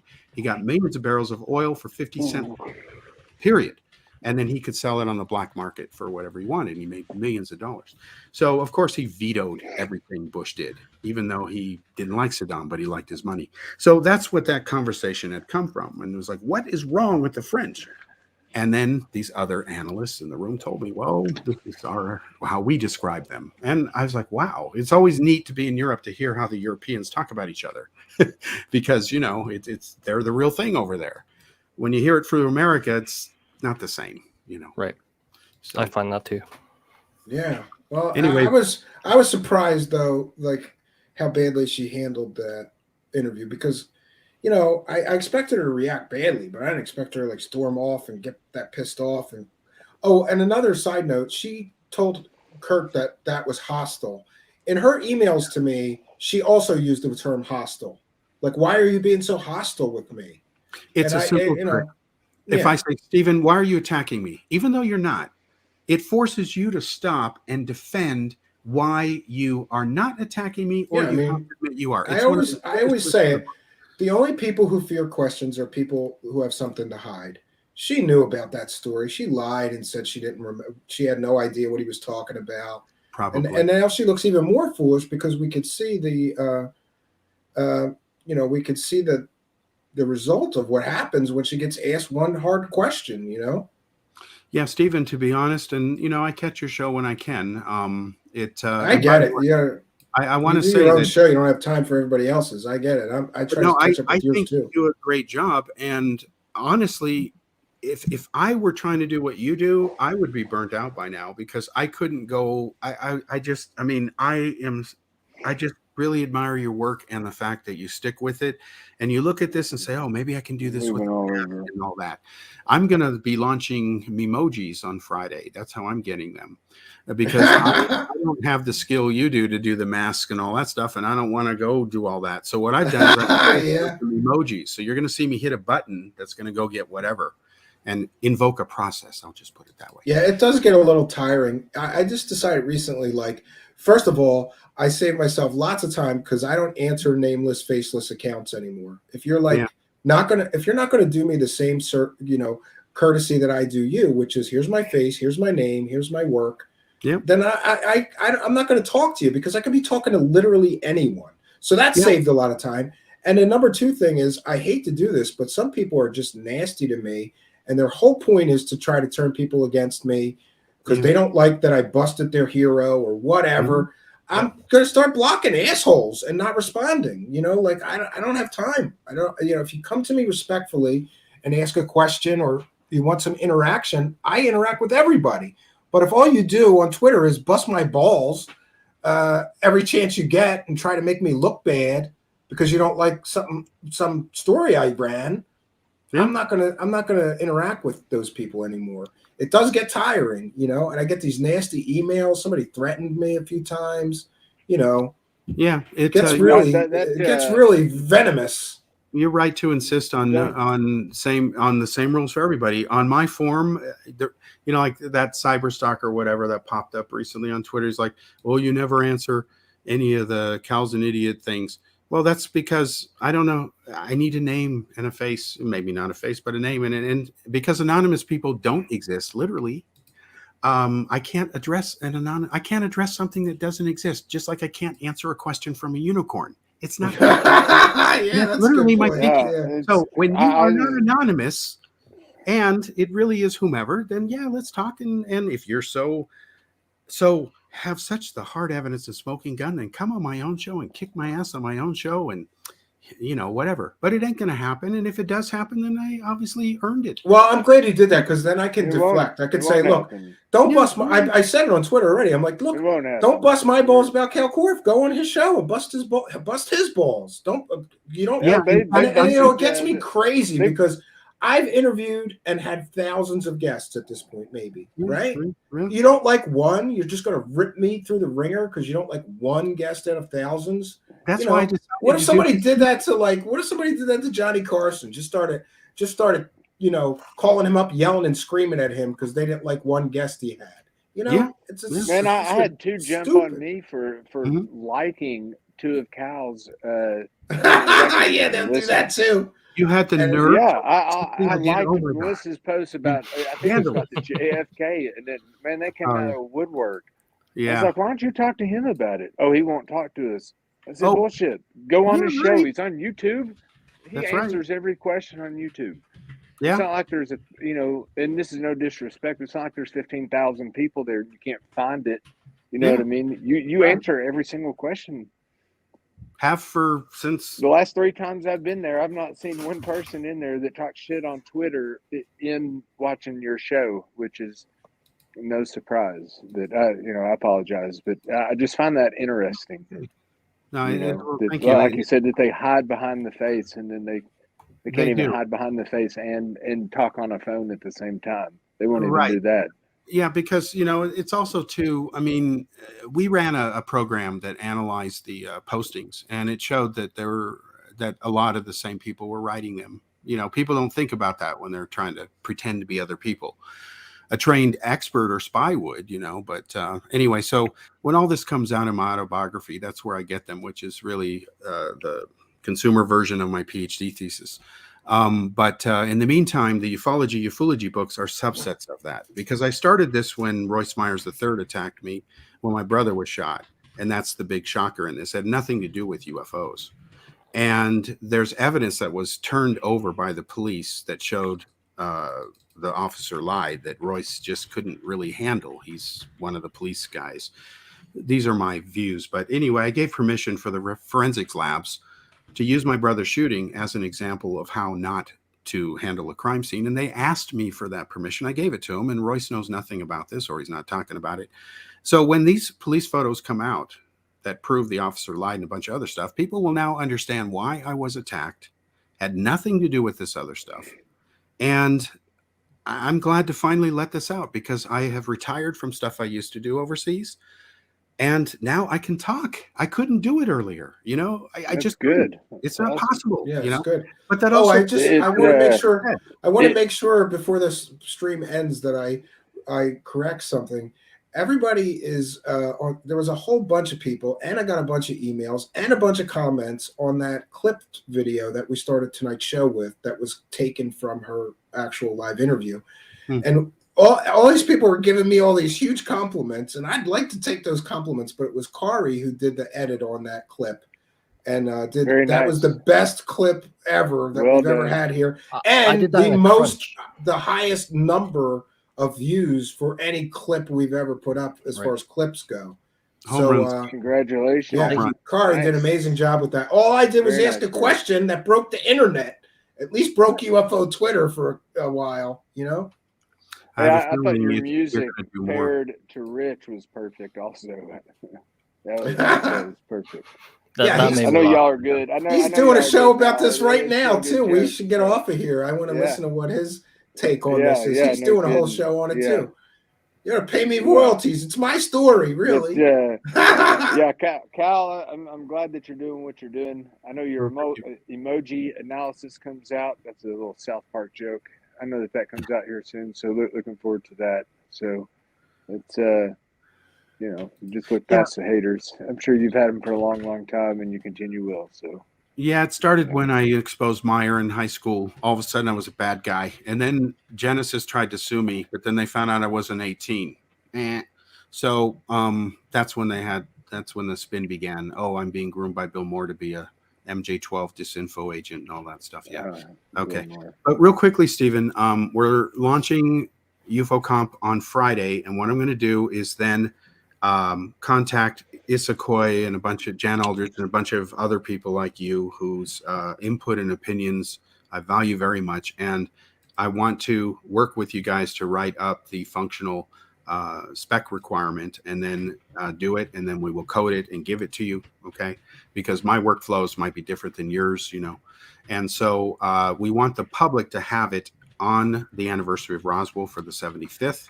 So out of the workflows that we do as a group, we'll say, okay, the public wants this, or this is good for the public, and then we'll release that. It'll be free, okay?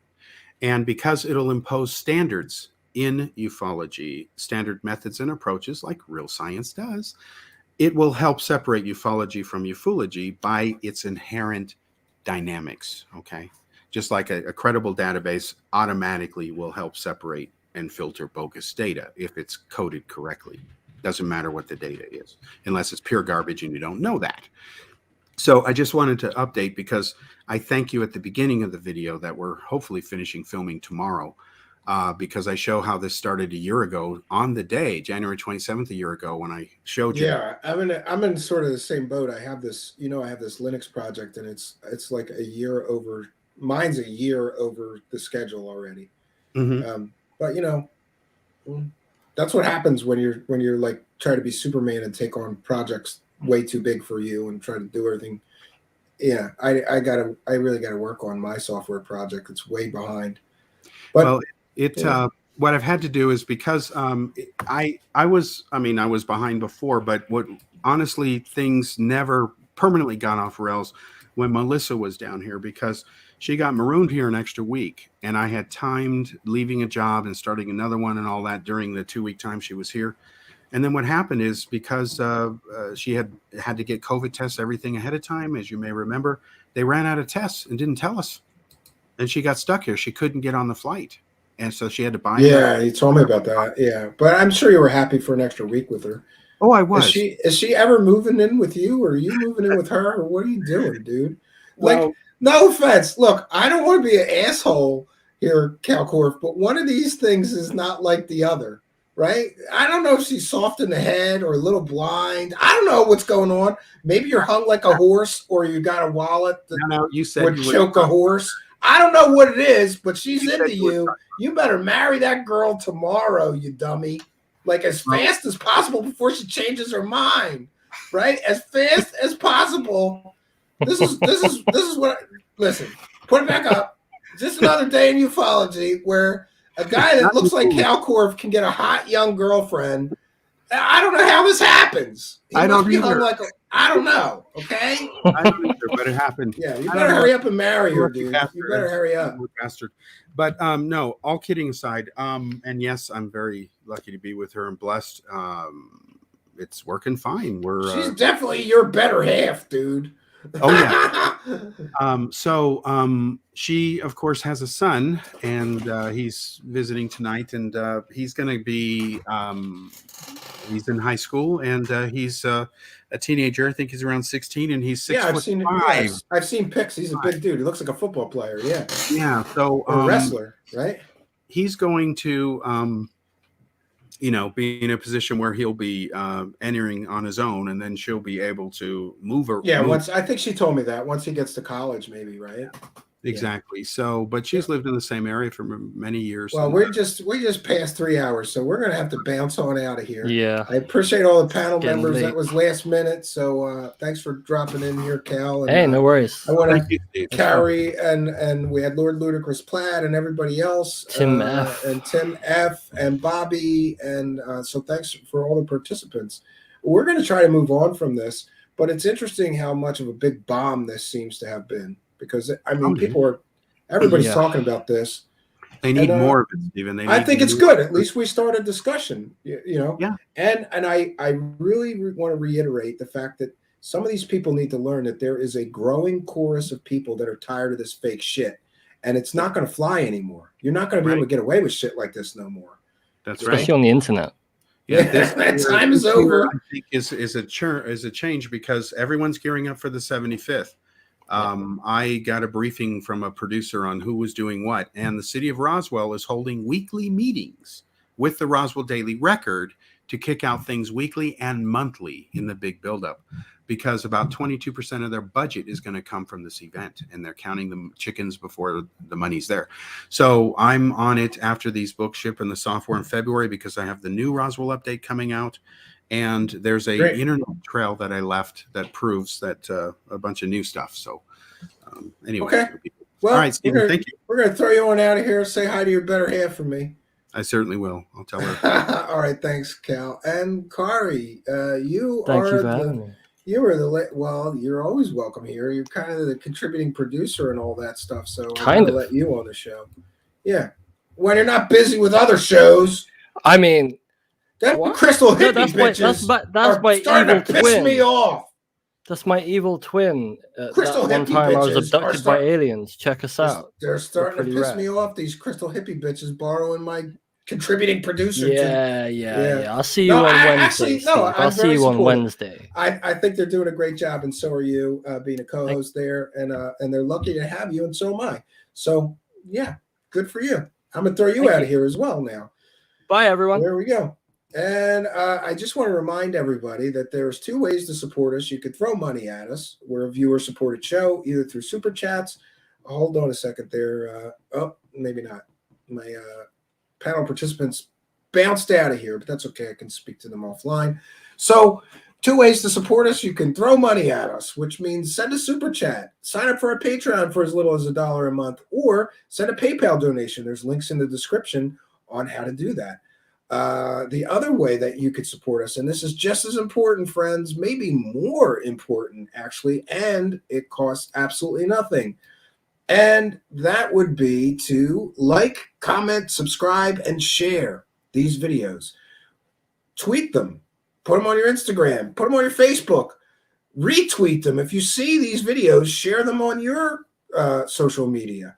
Please do that. It really does help. And make sure that you like, comment, subscribe, and share. If you're listening in audio podcast land, I want to remind you that you're listening to a replay.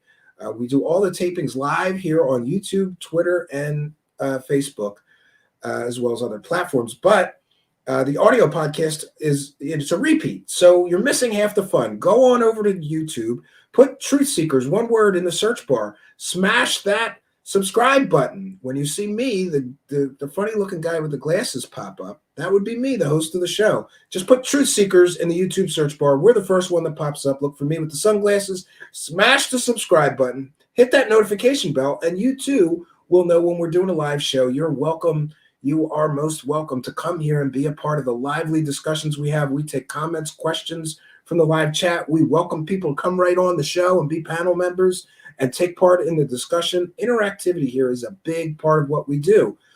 And we want to invite you to come and be a part of the show.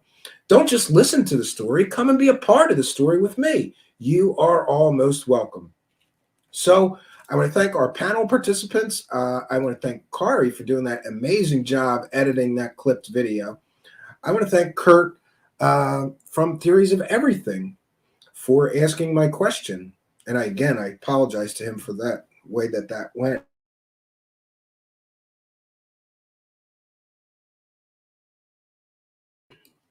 I apologize for the dead air.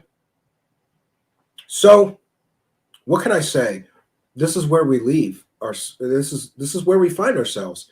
There are people out there that for decades have been selling garbage, fake stories to people. But as I mentioned, there is a growing chorus of people, and I've noticed most of them are the younger crowd. They're tired of this. They start getting into this, and then they find out that half these people are selling garbage, and they don't like it. Nobody likes it. And the time in which people could do that stuff is rapidly fading. I've often said that we cannot fix a problem. And for anybody involved in this to tell you that this isn't a problem in this field is a liar. I find it funny, almost comical. I find it highly entertaining that there's so many new UFO shows and new UFO show hosts, and not a one of these people is asking the same questions that we're asking here. Well, almost no one. Right? And you cannot fix a problem until you at least acknowledge it and talk about it. Most of these other show hosts, I mean, no offense, I just don't see any due diligence on this stuff. You mean to tell me that the top tier, all the top UFO celebrities are all working for criminals and a company that promotes a kiddie porn guy, and you're not even going to talk about it on your UFO show? But see, this is the game. It's a big club, and I ain't in it. And some of these people are in the club, and they can't say shit because they get a lot of views and attention from those UFO celebrities that come on their show, that they softball and give a pass for doing things like selling a story based on a video game cover as their evidence, or selling a story with a totally fake, anonymous, made-up Navy SEAL. No, friends, we have seen tonight that some of these people have no shame. There's no shame in some of their game. They'll sell whatever garbage they think people will buy. And when caught, they scurry off, right? Do the hoax shuffle, scurry off, right? Ignore it, let it blow over, and come back with a new fake story.